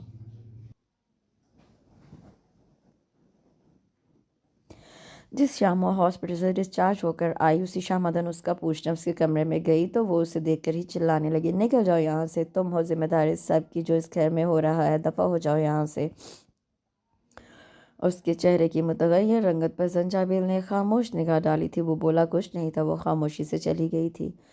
آج کی رات جب وہ اس کے پاس تھا، وہ ہمت مجتمع کر کے بولی تھی، اگر میں یہاں سے چلی جاؤں تو آپ سب کی زندگی میں سکون آ سکتا ہے نا؟ اس کے دھیرے سے کہے گئے الفاظ پر وہ جو اپنی شرٹ اتار رہا تھا حیرت سے اسے دیکھتے بولا، مطلب؟ میں یہاں سے جانا چاہتی ہوں، اگر آپ مجھے کہاں جاؤ گی؟ اس کے ماتھے پر ناگواری کا چال بن گیا تھا۔ کہیں بھی۔ نہایت ناگوار تاثرات چہرے پر لیے وہ نہایت کرخت انداز میں بولا، میں تمہیں کیا دکھائی دیتا ہوں؟ شرٹ اس کے منہ پر مارتے وہ غضبناک ہوا تھا۔ تم میری مردانگی کو چیلنج کر رہی ہو؟ میں ایسا کچھ نہیں کر رہی، تم یہ جتا رہی ہو کہ میں تمہیں نہیں رکھ سکتا، میں اس سارے مسئلے کو فیس یا حل نہیں کر سکتا، ہے نا؟ میں نے ایسا کچھ نہیں کہا، آپ غلط، یہی مطلب ہے تمہارا۔ وہ دوبارہ ایسا کچھ کر سکتی ہے، وہ خودکشی کر لے گی، تب آپ پچھتائیں گے۔ میں اس لیے کہہ رہی ہوں کہ مزید کچھ بڑا نقصان نہ ہو، اس نے روحاں سے انداز میں کہا۔ میں اسے مرنے نہیں دوں گا۔ بیڈ کنارے بیٹھ کر اس نے شوز اتارے، پھر بیڈ پر لیٹ گیا۔ وہ اس کے پاس بیٹھ کر بولی، آپ ہماری دوستی نہیں کرا سکتے؟ اس کی بات سن کر وہ ایک پل کے لیے تو وہ تحیر زدہ رہ گیا، پھر کھلکھلا کر ہنسنے لگا۔ اسے اس طرح ہنستے دیکھ کر اپنا مذاق بنوانا اچھا نہیں لگا۔ وہ اٹھ کر جانے لگی کہ اس نے ہاتھ پکڑ کر اسے بٹھایا تھا۔ وہ تمہاری صورت دیکھنے کی روادار نہیں، اور تم مجھ سے دوست تھی؟ وہ اب بھی مسکرا رہا تھا۔ تم نے کبھی کسی سے عشق وشق کیا؟ اس کا سرسری لہجہ بہت خاص لگا تھا۔ اس نے نفی میں سر ہلایا۔ کبھی کسی نے نہیں۔ وہ تصدیق چاہ رہا تھا یا کچھ اور، اس نے سر نفی میں ہلایا تو وہ بولا، مجھ سے بھی نہیں۔ اس کی بات کے جواب میں وہ خاموش رہی۔ فروا مجھ سے محبت کرتی ہے، بلکہ میں کہوں کہ عشق کرتی ہے تو یہ صحیح ہوگا۔ اگر مجھے تم دونوں میں سے کسی ایک کے ساتھ رہنا پڑے اور میرا فیصلہ فروا کے حق میں ہوا تو کیا کرو گی تم؟ وہ پوچھ رہا تھا یا بتا رہا تھا، وہ سمجھ نہیں پائی۔ بولو نا، کیا کرو گی تم؟ تو میں اپنا بچہ لے کر چلی جاؤں گی۔ اس کے الفاظ نے اسے کچھ پل کے لیے گہرے استجاب میں ڈالا۔ تم ایک بار بھی مجھے منانے کی کوشش نہیں کرو گی؟ جانے وہ کیوں بہام بھری باتیں کر رہا تھا۔ نہیں، میں زبردستی مسلط نہیں ہونا چاہتی۔ کچھ توقف بعد بولی، اگر مجھے فیصلہ کرنے دیا جائے تو؟ اور اگر میں تمہیں نہ جانے دوں تو؟ میں نے کہا نا، فیصلے کا حق میرے پاس رہا تو تم یہ حق لینا چاہتی ہو؟ وہ جانے کیا کرنا چاہ رہا تھا۔ وہ سوچ رہی تھی، وہ خاموش رہی۔ اگر میں تمہیں کہوں کہ تمہیں حق ہے، پھر کیا کرو گی؟ چلی جاؤ گی؟ اس حالت میں، اس نے استجاب بھرے انداز میں کہا تھا، اس حالت میں میں کہاں جاؤں گی؟ میں ایسا نہیں کر سکتی۔ وہ کچھ نہ بولا تھا۔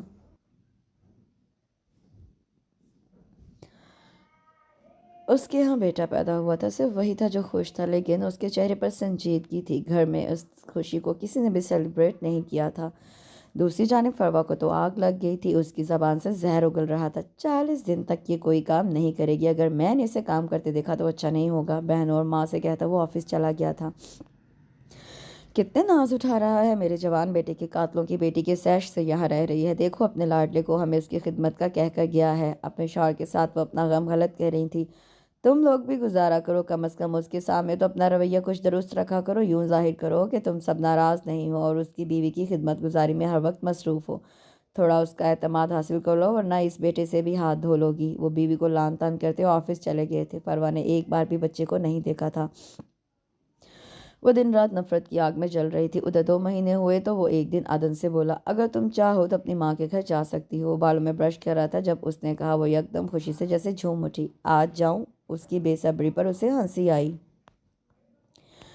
اگر 15 منٹ میں تیاری کر سکتی ہو تو۔ وہ گھڑی دیکھتا ہوا بول اٹھا تھا۔ وہ جلدی جلدی بیگ تیار کر کے پہلے خود تیار ہونے لگی۔ حسن تو گہری نیند سو رہا تھا۔ جلدی کرو، دیر ہو رہی ہے، وہ اسپرے کرتے بولا۔ حسن کو پیمپر چینج کروا دوں؟ وہ جلدی سے اس کا پیمپر چینج کرنے لگی۔ اسے گود میں اٹھا کر وہ اس کے ہمراہ گاڑی تک آئی۔ بیگ زنجبیل کے ہاتھ میں تھا۔ انہیں اس طرح جاتا دیکھ کر فروا تو بھڑک اٹھی تھی۔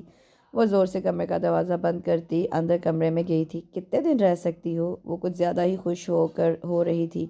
2 دن ایک ہاتھ اسٹیئرنگ پر رکھے، دوسرے سے حسن کے گال سہلانے لگا۔ اسے دیکھ کر سب بہت خوش ہوئے تھے۔ وہ اندر نہیں آیا تھا، گیٹ سے ہی چلا گیا تھا۔ اس کی ماں دیر تک اسے گلے لگاتے روتی رہی تھی، پھر بھابھی کی گود سے چھوٹے حسن کو اٹھا کر بے ساختہ چومنے لگی تھی۔ جب دوپہر کو گھر آئے تو بیٹی کو دیکھ کر کھل سے گئے، دیر تک اس سے باتیں کرتے رہے۔ ولی بھائی کب آئیں گے؟ وہ نازیہ بھابھی سے پوچھنے لگی۔ 3 بجے تک، میں نے ابھی کال کی ہے، وہ کہہ رہے تھے کہ میں 3 بجے تک آ جاؤں گا۔ وہ بینک میں کام کرتے تھے، آج اس کی خاطر وہ جلدی چھٹی کرنے والے تھے۔ ولی ہی نے منصور کو گولی مار کر قتل کیا تھا۔ کالج میں معمولی سی تکرار پر بات اتنی بڑھ گئی تھی کہ نوبت ہاتھا پائی تک پہنچ گئی۔ منصور نے ولی کو کالج کے گراؤنڈ میں سب کے سامنے تھپڑ مارا تھا اور پھر اس سے بات بگڑی اور دونوں خون میں لت پت ہو گئے تھے۔ پھر ولی نے منصور کو گولی مار دی تھی۔ دونوں خاندانوں میں بات اتنی بگڑی کہ دونوں گروپوں میں بات اتنی بڑی کہ سنبھل ہی نہ رہی تھی۔ کافی عرصے کی محنت کے بعد ہی جرگہ بٹھایا گیا اور پھر اسی جرگے میں یہ فیصلہ کیا گیا کہ ان کی لڑکی کا ان کے لڑکے سے نکاح کر دیا جائے اور دیگر چھوٹی چھوٹی شرائط رکھ دی گئیں۔ ولی بھی اسے یہاں دیکھ کر خوش ہوا تھا۔ زنجبیل کیسا ہے؟ اس نے بہنوئی کے بارے میں پوچھا۔ ٹھیک ہے وہ۔ پھر اس کے گھر میں یہ 2 دن بڑے مصروف گزرے تھے۔ اس کی کزنز ان کے گھر آئی تھیں اس سے ملنے، اسے بچے کی مبارکباد بھی تھی۔ شام کے 6 بجے اس نے فون کیا تھا، میں تمہیں لینے آ رہا ہوں، تیار رہو۔ پھر وہ اسی وقت مقرر پر آیا تھا۔ ولی کے پرزور اصرار پر بھی وہ اندر نہیں آیا تھا۔ وہ اندر کیوں نہیں آتا تھا؟ اسے معلوم تھا اس کی غیرت یہ گوارا نہیں تھا کہ وہ بھائی کے قاتل کے گھر رکے اور لوگوں کی ملامت سمیٹے۔ نہیں، پھر کبھی صحیح۔ اس نے انکار کر دیا۔ گاڑی سڑک پر ڈالے وہ کہنے لگا، آنے کو دل نہیں کر رہا تھا نا؟ وہ شاید پوچھ رہا تھا۔ ایک گہری سانس لے کر وہ ونڈو اسکرین پر سے نظریں آتے نظارے دیکھنے لگی۔ اگر تم چاہو تو تمہیں دوبارہ چھوڑ کے آ سکتا ہوں۔ جانے وہ کیوں ہر وقت اس کا امتحان لیتا رہتا تھا؟ سیدھے سیدھے کہو نا کہ تم چاہتے ہو جان چھڑانا۔ جانے کیوں وہ آج کچھ تلخ ہوئی تھی۔ وہ مسکرایا تھا۔ اب تو مر کر بھی تمہاری جان نہیں چھوٹ سکتی۔ باقی راستہ وہ خاموش رہا تھا۔ اس کے آخری جملے کی وضاحت گھر پر رات کے وقت ہو گئی تھی۔ حسن کو دودھ پلا کر ڈائپر چینج کروا کر وہ سلانے لگی تو وہ جو اس کے قریب لیٹا اسے مصروف دیکھ رہا تھا بولا، فروا نے حسن کو گود لینے کا مطالبہ کیا ہے۔ اس کی بات پر وہ لرز کر رہ گئی تھی۔ اس کی بدلتی رنگت کو بغور دیکھتا ہوا بولا، وہ گھر پر ہی ہوگا، تم دونوں اس کا خیال ساتھ رکھو گی تو اچھا۔ اوہ، تو اس لیے آپ کو بچہ چاہیے تھا؟ وہ تلخی سی بولی۔ تم غلط سمجھ رہی ہو۔ میں صحیح سمجھنے لگی ہوں۔ میں چاہتا ہوں کہ تم یہ بچہ اسے دو تاکہ اس کا یہ بہانہ نہیں، میں کسی صورت اپنا بچہ نہیں دوں گی، اس نے اٹل انداز میں کہا تھا۔ اس کے قطعی لہجے پر وہ بولا، اگر مجھے شیئر کر سکتی ہو تو بچے کو کیوں نہیں کر سکتی شیئر؟ یہ میرا ہے اور میں اسے کسی صورت شیئر نہیں کروں گی۔ اس وقت تو وہ اسے ضائع کرانے کے چکر میں کیا کچھ کرتی رہی تھی۔ اب جب کہ میری تنہائی اس کے وجود سے ختم ہوئی ہے تو وہ اسے مجھ سے چھیننے لگی۔ وہ بہانہ بنا رہی ہے، اسے چند دن رکھنے دو، مجھے پتہ ہے کہ وہ اسے نہیں سنبھال پائے گی۔ نہیں دوں گی، کہا نا نہیں دوں گی۔ اس کے ضدی لہجے پر وہ ناگوار تاثرات لیے اٹھا۔ میرا بھی بیٹا ہے یہ، تو مجھے مار ڈالو، میری موت کے بعد تم اسے دے سکتے ہو۔ وہ رونے لگی، وہ اسے روتا دیکھتا رہا۔ یہ یہیں ہوگا، کہیں اور تو نہیں۔ اس کی ضد پر اسے بہت غصہ آیا تھا۔ کل تم اسے حسن دے دینا۔ اس نے حتمی انداز اختیار کیا اور وہ شدت سے رونے لگی۔ یہ کھلونا نہیں ہے جو تم اس طرح بانٹتے پھرو۔ دودھ پیتا ہے میرا، میں کیسے اسے نہیں دوں گی؟ میں اپنا بچہ، یہ میرا حتمی فیصلہ ہے۔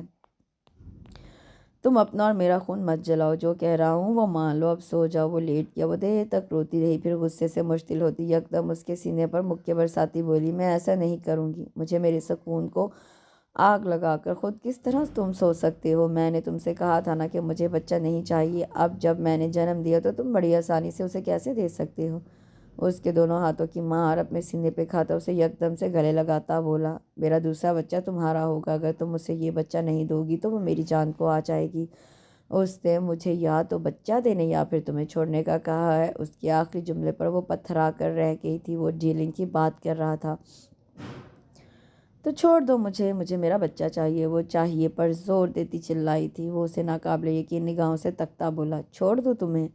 ہاں چھوڑ دو مجھے، اس عذاب بھری زندگی سے مجھے نجات مل جائے گی، میں کہیں بھی چلی جاؤں گی، بس مجھے میرا بچہ چاہیے۔ وہ ایک جھٹکے سے اسے خود سے الگ کرتا بولا، عذاب ہونا؟ میں تمہیں بتاتا ہوں کہ عذاب کیا ہوتا ہے۔ تم ایسا کچھ نہیں کرو گے۔ اس کے التجائیہ لہجے پر وہ پگھلنے والا نہ تھا۔ جاؤ بچہ اسے دے آؤ۔ وہ جو اسے بیٹی دینے آئی تھی اس کی بات پر سرتاپا لرز گئی تھی۔ اسے خاموش اور جامد دیکھ کر وہ اس کے ہاتھ سے کپ لے کر سائڈ ٹیبل پر رکھتے ہوئے بولا، کچھ کہا ہے میں نے؟ چوں چرا کرنے کا انجام رات کو ہی اس نے دیکھ لیا تھا۔ اب وہ مزید لڑنے جھگڑنے کی سکت نہیں رکھتی تھی۔ بہت زیادہ تکلیف نے اس کے آنسوؤں کو رواں کر دیا تھا۔ پھر اس نے ایسا ہی کیا تھا، اسے بچہ دے آئی تھی۔ کچھ دن تک وہ خالص ذہن کی کیفیت میں گھری صرف روتی رہی۔ اس کی گود کیا خالی ہوئی، اس کا سب کچھ ختم ہو گیا تھا۔ وہ اس کے رونے کی آواز سنتی پر کچھ نہ کر سکتی۔ اسے فیڈر کا دودھ لگوایا گیا تھا۔ وہ اگر کوئی ضروری بات بھی کرتا تو وہ اس کا جواب دینا گوارا نہ کرتی۔ اس نے اسے تہی داماں کر دیا تھا۔ وہ اس سے کترائی پھر رہی تھی۔ سو کیوں نہیں رہی؟ اسے کروٹ بدلتے دیکھ کر وہ بولا۔ اس نے جواب دینا مناسب نہیں سمجھا۔ وہ اس کے قریب آیا تھا۔ یہ ناراضی کتنی دن تک چلے گی؟ دوسرا بچہ آئے گا تو تمہاری ناراضی ختم ہو جائے گی نا؟ وہ ایک جھٹکے سے رخ موڑ کر اسے دیکھتی ہوئی بولی، اسے کس کے حوالے کرو گے تم؟ میرے بچے خیرات کی طرح تقسیم کرتے پھرو گے؟ ایسی اولاد پیدا کرنے سے بہتر ہے کہ میں بے اولاد ہی مروں۔ وہ مسکراتا اسے خود سے لگانے لگا کہ جھٹکے سے وہ خود کو چھڑاتی اٹھنے لگی۔ میں اب مزید تمہارے جھانسے میں نہیں آؤں گی، مجھے بیوقوف مت سمجھو۔ دونوں بازو اس کی گرفت سے چھڑانے کے لیے اس سے کئی بار مزاحمت کی تھی۔ تم غلطی کر رہی ہو، یہاں تمہارا صرف میں ہی دوست ہوں، کہیں ایسا نہ ہو کہ دشمنوں کے اس جمگھٹے میں یہ اکلوتا دوست بھی کھو دو۔ وہ مسکرا رہا تھا، تم سب سے بڑے دشمن ہو، کتنی چال بازی سے تم نے اپنا منصوبہ بنایا، تم ماستین کے سانپ ہو، خوب ڈسا ہے تم نے۔ اور ڈسوں؟ وہ زیر لب مسکرایا، تم نے جو زیادتی کی ہے میرے ساتھ اس کے لیے میں تمہیں کبھی معاف نہیں کروں گی۔ آنکھوں میں نمی لیے اس نے بڑے کرب آمیز انداز میں کہا تھا، تم کچھ بھی کہہ سکتی ہو، میں برا نہیں مان رہا۔ اگر کچھ اور کہنا ہے، بلکہ ایسا کرو اگر زیادہ ہی دل بھرا ہوا ہے تو مجھے مار بھی سکتی ہو۔ یہ لو۔ دونوں ہاتھ اٹھائے اس نے اپنا سینہ پیش کرتے ہوئے مسکرا کر کہا تھا، مجھے صلح کرنی چاہیے۔ اس نے اس کی آنکھوں میں جھانک کر بڑے عجیب سے انداز میں کہا تھا۔ وہ خاموش رہی۔ میں تو تمہارے لیے مال غنیمت ہوں۔ وہ استہزائیہ ہنسی۔ وہ مسکراتے ہوئے لیٹ گیا۔ یعنی صلح نہیں ہو سکتی؟ وہ اٹھی اور جا کر کھڑکی کے پٹ کھول دیے۔ پردے باہر سے آنے والی ہوا کے سنگ لہرانے لگے تھے۔ کچھ دیر وہ وہیں کھڑی رہی، دور آسمانوں کی وسعتوں میں تنہا چاند اور تاروں سے ڈھکے آسمان کو دیکھنے لگی۔ اپنی پشت پر اس کی موجودگی محسوس کی تھی لیکن مڑ کر نہیں دیکھا۔ ناراضی ختم نہیں ہو سکتی؟ وہ ایک بار پھر گمبھیر آواز میں کہتا اسے اپنے سحر میں جکڑنے کی کوشش کرنے لگا۔ پھر اسے خاموش پا کر اس نے ایک جھٹکے سے اپنی طرف موڑا، مجھے تنگ مت کرو۔ اس کی بات میں چھپے مفہوم کو وہ جان گئی تھی، اس لیے بے خوفی سے بولی، تم میرے ساتھ زبردستی نہیں کر سکتے۔ اسے کچھ پل خاموشی سے دیکھتے رہنے کے بعد وہ لیٹ کر سو گیا تھا۔ پھر ان میں بات چیت ختم ہو گئی تھی۔ وہ اس کے سارے کام کرتی تھی لیکن بات نہیں کرتی تھی، وہ بھی بے نیازی برت رہا تھا۔ دوسری طرف فروا کو حسن نے پاگل کر دیا تھا۔ اس کی راتوں کی نیندیں گویا روٹ گئی تھی۔ تھک ہار کر اس نے ایک دن خود ہی کہا تھا، یہ بہت روتا ہے، مجھ سے نہیں سنبھلتا۔ اس کا بچہ اس کے ہاتھوں میں تھماتے ہوئے اس نے ایک طنز بھری نگاہ سے اسے دیکھا۔ وہ جان گئی تھی وہ کیا جتانا چاہ رہا تھا۔ اس نے جو کہا تھا وہ صحیح ثابت ہوا تھا۔ فروا بچے کو نہیں سنبھال پائی تھی۔ وہ اب اپنی جلد بازی پر پچھتاتی، خود میں الجھتی، خود کو کوسنے لگی تھی۔ اس نے اس بندے کا دل دکھایا تھا جس نے اس کے لیے سب گھر والوں، سب سگے رشتہ داروں کی مخالفت مول لے لی تھی۔ وہ اس سے ایک معمولی قربانی مانگنے پر بدظن ہو گئی تھی۔ پچھتاوا اس کے ساتھ تھا لیکن وہ اس سے دور ہو گیا تھا۔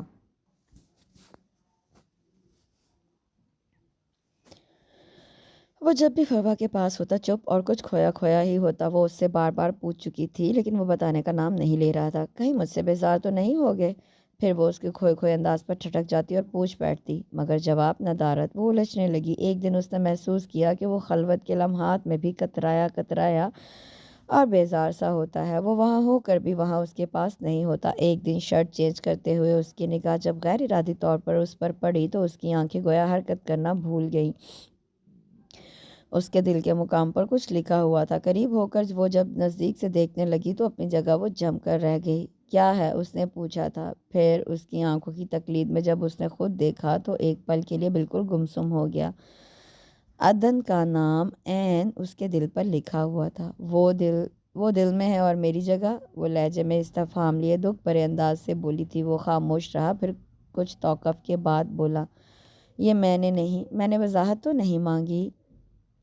پھر وہ نوٹ کرنے لگی، اس سے تعلق برائے نام کا تھا۔ وہ عدن کے پاس ہوتا تو اطمینان، خوشی اس کی آنگ سے چھلکتے نظر آتے۔ اس نے اس کے محبت بڑے SMS پڑھے تھے جو عدن نے اس کے سیل پر بھیجے تھے۔ ان کا رشتہ برائے نام نہیں تھا، اس رشتے سے محبت کی خوشبو آ رہی تھی۔ وہ سمجھنے لگی تھی وہ اس سے شدید محبت کرنے لگا ہے، تبھی تو اسے یعنی فروا کو بھلا بیٹھا تھا۔ اس نے اسے راتوں کو بستر سے غائب پایا تھا، یعنی وہ اس کے پاس چاہتا تھا۔ رات 3 بجے جب وہ غیر ارادی طور پر اٹھی تو اس نے اسے بستر پر نہیں پایا۔ پھر کچھ ہی دیر بعد وہ خاموشی سے اندر آیا تھا اور اتنی ہی خاموشی سے بستر پر لیٹ کر سو گیا تھا۔ ایک بار نہیں کئی بار ایسا ہوا تھا۔ وہ جھنجھلانے لگی تھی، اس کے اعصاب چٹکنے لگے تھے۔ وہ اس قدر اس کی محبت پہ ڈوب مرے گا، اسے یقین نہ آ رہا تھا۔ وہ اس سے ناراض تھا اور اس سے بات نہیں کر رہا تھا، لیکن جب وہ کپڑے پھیلانے چھت پر گئی تو وہ بھی اس کے پیچھے چلا آیا۔ وہ حسن کے انجیکشن لگوانے کا پوچھنے آیا تھا۔ اسے دوبارہ آفس جانا تھا، اس لیے وہ بنا تاخیر کیے اس سے بولا، حسن کو انجیکشن لگوانا ہے، ابھی تیار کرو اسے، جلدی دیر ہو رہی ہے۔ وہ اترنے لگا تھا کہ سیڑھیوں سے آتی فروا کو دیکھ کر جلدی سے رخ موڑ کر کپڑے الگنی پر ڈالتی عدن کو گلے لگا کر اسے چومنے لگا تھا۔ اس کی اس حرکت پر عدن ششدر رہ گئی تھی، جبکہ فروا تو کسی شکستہ عمارت کی طرح لرز کر رہ گئی تھی۔ وہ جھٹکے سے مڑتی سیڑھیاں اتری تھی، جبکہ وہ حیرت اور استعجاب کے سمندر میں غوطہ زن ہوتی اس کی اس حرکت پر حیران کھڑی تھی۔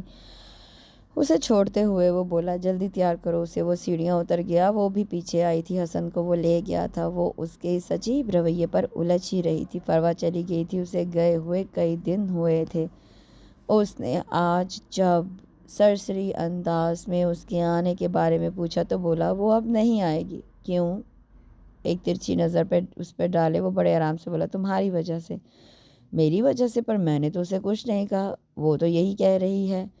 اس کی ساس اسے منانے گئی تھی لیکن وہ آنے پر راضی نہ ہوئی۔ اللہ معاف کرے، شکل سے کتنی مسکین لگتی ہے لیکن کرتوت۔ اس کی ساس کانوں کو ہاتھ لگائے کہہ رہی تھی۔ فروا کہہ رہی تھی کہ وہ بے حیا زنجابیل کو SMS بھیجتی تھی۔ اس نے خود عدن کے محبت بھرے SMS پڑھے ہیں اور راتوں کو زنجابیل کو اپنے کمرے میں بلاتی تھی۔ کئی بار تو اس نے یہی ہے ذمہ دار، اس کی برباد زندگی کی سامنے کھڑی عدن بت بن گئی تھی۔ میں نے یہ سب، چپ کرو بس ذات، تم ہی سارے فساد کی جڑ ہو۔ انہوں نے سخت لہجے میں اسے لتاڑا تھا۔ وہ خاموش بیٹھا بڑے آرام سے سن رہا تھا، لیکن کچھ دیر بعد ہی اسے سب سمجھ میں آیا تھا۔ چھت والی حرکت اور اس طرح کے 2-3 چھوٹے واقعات سے وہ بہت کچھ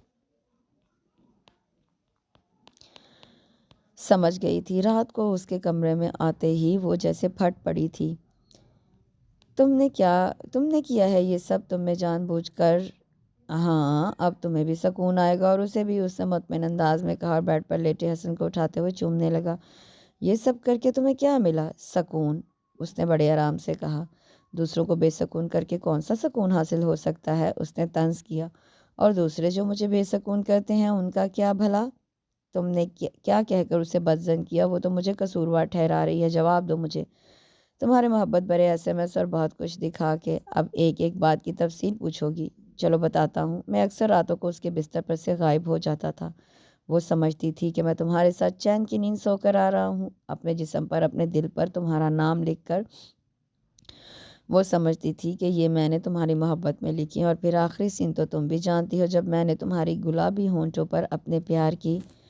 شرم نہیں آئی تمہیں یہ سب کرتے ہوئے؟ اس نے بے یقین نگاہوں سے اسے دیکھتے ہوئے کہا تھا۔ نہیں، تم بیوی ہو میری تو پھر شرم کیسی؟ اصل بات سمجھتے ہوئے بھی انجان بن کر اس نے بات بدلی تھی۔ کیوں کیا تم نے اس کے ساتھ ایسا؟ وہ تم سے محبت کرتی تھی، وہ طلاق مانگ رہی تھی اور میں اسے طلاق دے رہا ہوں۔ وہ بڑے شفاف انداز میں دھماکہ کر گیا تھا۔ کیا وہ حیرت سے گنگ تھی؟ تم ایسا نہیں کر سکتے، ہم اسے بتا دیں گے کہ یہ سب جھوٹ تھا اور وہ جو سمجھی ہے وہ سب غلط ہے۔ میں ابھی فون، تم میری مرضی کے بغیر کچھ نہیں کرو گی۔ اس نے اس کے بڑھتے قدموں کو روکا۔ اس کے حق میں یہی بہتر ہے کہ وہ اپنی زندگی بنا لے۔ میں ایسا نہیں ہونے دوں گی۔ تم نہیں، میں دوں گا طلاق۔ اب یہ فضول کی بحث چھوڑ دو۔ تم اتنے شفاق ہو سکتے ہو؟ ہاں، ہو سکتا ہوں۔ جب تم جیسی بیوی ملے گی تو ایسا ہی شفاق ہوں گا میں نے تم سے یہ سب کرنے کے لیے نہیں کہا تھا۔ حسن کو بیڈ پر لٹاتے وہ بڑے دلکش انداز میں کہتا بولا۔ تم ہی تو مجھے مجبور کیا ہے یہ سب کرنے پر۔ اس کے اس الزام پر وہ تڑپ اٹھی تھی۔ میں نے مجبور کیا تھا یا تم خود جان چھڑا رہے ہو؟ تمہارا دل بھر گیا ہوگا، تم مرد ہوتے ہی ایسے ہو، جب دل چاہا سر پہ بٹھا لیا اور جب دل چاہا فرش پر پٹک دیا۔ اچھا، بڑا تجربہ ہے مردوں کا۔ وہ پاس آ کر اس کی بالوں کی لٹ کو چھو کر بولا۔ تم اسے لے آؤ۔ اس بحث کا انجام سوائے بحث کے کچھ نہیں۔ اب تم ایسا کرو کہ ایک کپ گرما گرم چائے کا بناؤ اور فٹافٹ لے آؤ۔ تم اسے منا کر لے آؤ۔ یہ کیا تماشا لگا رکھا ہے تم نے؟ صبح ہی باپ اس پر برس پڑا۔ خاندان برادری کی بات ہے، کیا ہماری ناک کٹواؤ گے؟ باپ کی بات پر وہ تب کیا تھا۔ میں نے اسے گھر سے نہیں نکالا، میں اسے لے کر آؤں۔ اگر وہ میرے ساتھ رہنا نہیں چاہتی تو ٹھیک ہے، میں اسے طلاق دینے کو تیار ہوں۔ کیا؟ اس کی بات پر باپ آگ بگولا ہوا تھا۔ اب اس ایک لفظ کی کمی تھی، یہاں وہ غصے سے سرخ پڑ گیا۔ یہ میرا نہیں، اسی کا فیصلہ ہے، زنجبیل نے سکون سے کہا۔ تم اس 2 ٹکے کی لڑکی کے لیے اسے چھوڑنے پر تیار ہو گئے؟ ہر بات میں یہ لڑکی وہ لڑکی، یہ کیا ایک ہی بات کی رٹ لگائے رکھی ہے آپ لوگوں نے؟ وہ میری بیوی ہے۔ کیا بھگا کر لایا تھا؟ جو سب اس طرح طنز کرتے ہوئے لڑکی لڑکی کہتے ہیں، اس وقت جرگے کے سامنے انکار کر دیتے، وہ 2 ٹکے کی ہے یا خربوں کی؟ اب میری بیوی ہے اور اس کے خلاف میں ایک لفظ نہیں سنوں گا۔ اگر آپ لوگ چاہتے ہیں تو میں یہ گھر چھوڑ کر چلا جاؤں گا، پھر پوری زندگی میری بیوی کو دیکھ سکیں گے نا مجھے؟ چاہتے چاہتے وہ کہنے لگا، وہ 2 ٹکے کی لڑکی اب آپ کے بیٹے کی زندگی ہے۔ اس کی بات پر ان سب کو صاف سو گیا تھا۔ زنجبیل کے گھر والوں نے مصالحت کی، اپنی سی کوشش کی، لیکن فروا اور اس کے گھر والے نہیں مان رہے تھے۔ تم نے یہ مسئلہ پیدا کیا ہے، اب تم سلجھاؤ۔ اس کا باپ بہت ناراض تھا۔ میں نے سلجھانا چاہا تو بیچ میں آپ سب آ گئے۔ اس نے بھی 2 ٹوک کہا۔ ماں نے اس کا گویا جینا حرام کر رکھا تھا، تو وہ ادن سے کہنے لگا، میں نے ایک گھر کرائے پر لیا ہے، کل ہم وہاں شفٹ ہو رہے ہیں۔ اس کی بات پر وہ حیران رہ گئی تھی۔ وہ یہ سب کیا کر رہا تھا؟ میں نہیں جا سکتی، اگر میں گئی تو سب سمجھیں گے کہ یہ سب میں کروا رہی ہوں اور تمہیں ان سب سے الگ کر دیا۔ سب کا مجھ پر یقین پختہ ہو جائے گا۔ میں یہاں سے نہیں جا سکتی۔ تو پھر فیصلہ کر لو کہ تم ان کے ساتھ رہو گی یا میرے ساتھ۔ وہ تو ششپنج میں مبتلا ہو گئی تھی۔ یہ سب کیا ہو رہا تھا؟ قتل بیٹے نے کیا تھا، پاداش میں بیٹی پر عذاب نازل ہو گیا تھا۔ وہ دن رات سوچتی، پھر وہ اسے ایک الگ گھر لے گیا۔ یہاں سکون تو تھا، لیکن آئندہ سے متعلق اندیشے وسوسے بھی تھے۔ وہ اسے سمجھ نہیں پا رہی تھی۔ اس نے اس کی ذات کو سب کے سامنے قصوروار ٹھہرا دیا تھا۔ وہ جس طرح اس کی زندگی میں آئی تھی، اس لحاظ سے اسے بالکل محسوس نہیں ہوا تھا کہ وہ ایک شوہر کی حیثیت سے اسے اس کا مقام دے، لیکن دن بدن اسے محسوس ہونے لگا کہ وہ کچھ غلط ہونے جا رہا ہے۔ فروا سے شادی کے بعد اسے حقیقتاً لگا کہ وہ اس لڑکی کے ساتھ زیادتی کر رہا ہے۔ کچن میں فروا کے ساتھ قربت کے لمحات میں جس طرح اس نے ان دونوں کو دیکھا تھا، تب اس دن سے وہ شرمسار سا رہنے لگا تھا۔ یہ احساس اس وقت شدت اختیار کر گیا تھا جب نماز جمعہ کے موقع پر مولوی کا وعظ سنا تھا۔ وہ بیویوں کے حقوق کی وضاحت کر رہے تھے۔ اس دن اس کے خیالات میں فرق آیا تھا اور شرمسار ہوا تھا۔ وہ ارادہ کر بیٹھا تھا کہ وہ اسے اس کا حق دے گا، اور اسی دوران وہ بیمار پڑ گئی۔ بیماری کے دوران اس نے غنودگی میں جو انکشاف کیا، اس نے اسے بری طرح جھنجھوڑ کر رکھ دیا تھا۔ اس کے گھر والے اسے مارتے تھے اور اسے اس کی خبر ہی نہ تھی۔ تب اس کے ارادے کی پختگی یقینی ٹھہری تھی۔ اس کے قریب جاتے ہوئے اسے اندازہ ہوا تھا کہ وہ اس کی قربت کا عادی ہوتا جا رہا ہے۔ اسے اس کی قربت اچھی لگنے لگی تھی۔ فروا کو شک ہو گیا تھا، جو صحیح تھا۔ وہ دل سے چاہتا تھا کہ وہ اس کے بچے کی ماں بنے، تبھی اس نے ابارشن والی بات پر سخت رد عمل دکھایا تھا۔ فروا نے جو شرط رکھی تھی بچہ لینے کی، وہ بھی اس نے اس وجہ سے قبول کی تھی کہ وہ اسے چھوڑنا نہیں چاہتا تھا، لیکن وہ اس کو بچہ دینے سے انکار کر کے اسے چھوڑنے پر تیار ہو گئی تھی۔ اسے یہ بات بہت بری لگی تھی۔ وہ جو اس کے لیے دن رات سولی پر لٹکا سب مصائب سہ رہا تھا، وہ اسے چھوڑنے کی بات اتنی آسانی سے کہہ گئی۔ لیکن اس دوران اس نے محسوس کیا کہ وہ فروا کے ساتھ انصاف نہیں کر پا رہا۔ وہ چاہتے ہوئے بھی اس کے ساتھ نہیں ہوتا تھا۔ اس کے ساتھ رات بتاتے وہ ذہنی طور پر اس کے ساتھ نہیں ہوتا تھا۔ اس کا دل شدت سے خواہشمند تھا کہ وہ اپنی ہر رات، اپنا ہر دن ایک ایک پل عدن کے ساتھ گزارے۔ وہ اس کی ذرا سی قربت کے لیے بے قرار رہتا تھا۔ اس دوران اس پر انکشاف ہوا کہ وہ اب فروا کو مزید بیوقوف نہیں بنا سکتا۔ اس نے فیصلہ کیا تھا کہ وہ اسے خود سے بدظن کر دے تاکہ وہ آسانی سے اسے چھوڑ کر چلی جائے۔ وہ اس کے ساتھ انصاف نہیں کر سکتا تھا، یہ ناانصافی تھی۔ اس نے اس کے حق میں یہ بہتر جانا تھا کہ وہ کسی کے ساتھ پوری محبت بھری زندگی جیے۔ وہ اسے اب کوئی خوشی دینے کا اہل خود کو نہ پاتا تھا۔ اسے بھی کسی ایسے ساتھی کا ساتھ ہی خوشی دے سکتا تھا جو دل سے اس سے محبت کرتا، بقول فروا کے جتاتا نہ۔ اس لیے اس نے فروا کی خواہش کا احترام کرتے اسے چھوڑنے کا فیصلہ کر لیا تھا۔ وہ کبھی اس کی ماں کے گھر نہیں گیا تھا۔ فروا سے علیحدگی کے بعد اس نے خالہ کے گھر جانا بھی ترک کر دیا تھا۔ عدن اس سب کی ذمہ دار خود کو سمجھتی تھی، لیکن وہ کچھ کر نہیں سکتی تھی کہ وہ خود اس سارے معاملے میں بے بس تھی۔ آج تک وہ جان نہ پائی تھی آخر فروا کو اس نے کیوں چھوڑا۔ وہ تو اس سے محبت کرتا تھا۔ دن رات وہ اس وجہ کو جاننے کے لیے بے چین رہتی۔ کئی بار اس نے وجہ پوچھی تو وہ ٹال گیا۔ تمہیں کیا کرنا ہے جان کر، اس کا جملہ اسے بہت ناگوار گزرتا۔ حسن سکول جانے لگا تھا جبکہ وہ دوبارہ پریگننٹ ہوئی تھی۔ اس کے گھر والوں نے قطع تعلق کر لیا تھا۔ وہ کبھی کبھار چلا جاتا، لیکن وہ لوگ کبھی نہیں آئے۔ آج جانے کی اس نے گھر کی تفصیلی صفائی کو سوچا۔ اس مقصد کے لیے وہ پہلے وارڈروب کھول کر اس کی ترتیب درست کرنے لگی۔ کپڑے ترتیب سے رکھ کر وہ نچلے خانے میں بے ترتیبی سے رکھی موزوں اور بنیانوں کو نکال کر ان کو طے کر کے رکھنے لگی تھی کہ اسی خانے میں اسے ایک ڈائری دکھائی دی۔ یوں ہی اٹھا کر اس نے ڈائری کھولی اور پھر اس کی نظریں جیسے ان صفحات پر جم کر رہ گئی تھیں۔ وہ کتنی دیر تک اس پوزیشن میں کھڑی رہی تھی کہ اچانک کھٹکے کی آواز پر اس نے یکدم ڈائری بند کر کے الماری کے خانے میں واپس رکھ دی۔ دروازہ کھول کر وہ اندر آیا تھا۔ گھڑی اتار کر ڈریسنگ ٹیبل پر رکھ کر وہ بیڈ کے قریب بیٹھتے ہوئے اتارنے لگا۔ اسے گمسم کھڑا دیکھ کر وہ آنکھوں میں حیرانی لیے سوالیہ انداز میں پوچھنے لگا، کیا بات ہے؟ کھانا لگاؤ، میں آ رہا ہوں۔ وہ واش روم کی طرف جانے لگا کہ بے ساختہ وہ اس کے سینے لگی اور رونے لگی۔ وہ تحیر زدہ سا پوچھنے لگا، کیا بات ہے؟ وہ نفی میں سر ہلانے لگی۔ آج وہ وجہ جان گئی تھی کہ اس نے فروا کو کیوں چھوڑا تھا۔ اس کی ڈائری کے ہر صفحے پر عدن کی تصویر لگی تھی اور ہر تصویر کے ساتھ اس نے لکھا تھا، میری پوری زندگی تمہارے نام۔ اس کے ساتھ اس خوبصورت سے ونی بیسڈ جگہ سسٹم ناول کا اختتام ہوتا ہے۔ کمنٹ سیکشن میں ضرور بتائیے گا کہ آپ کو یہ ناول کیسا لگا۔ کل انشاءاللہ ایک نئے ناول کے ساتھ حاضر ہوں گی۔ اپنا بہت سا خیال رکھیں۔ اللہ حافظ۔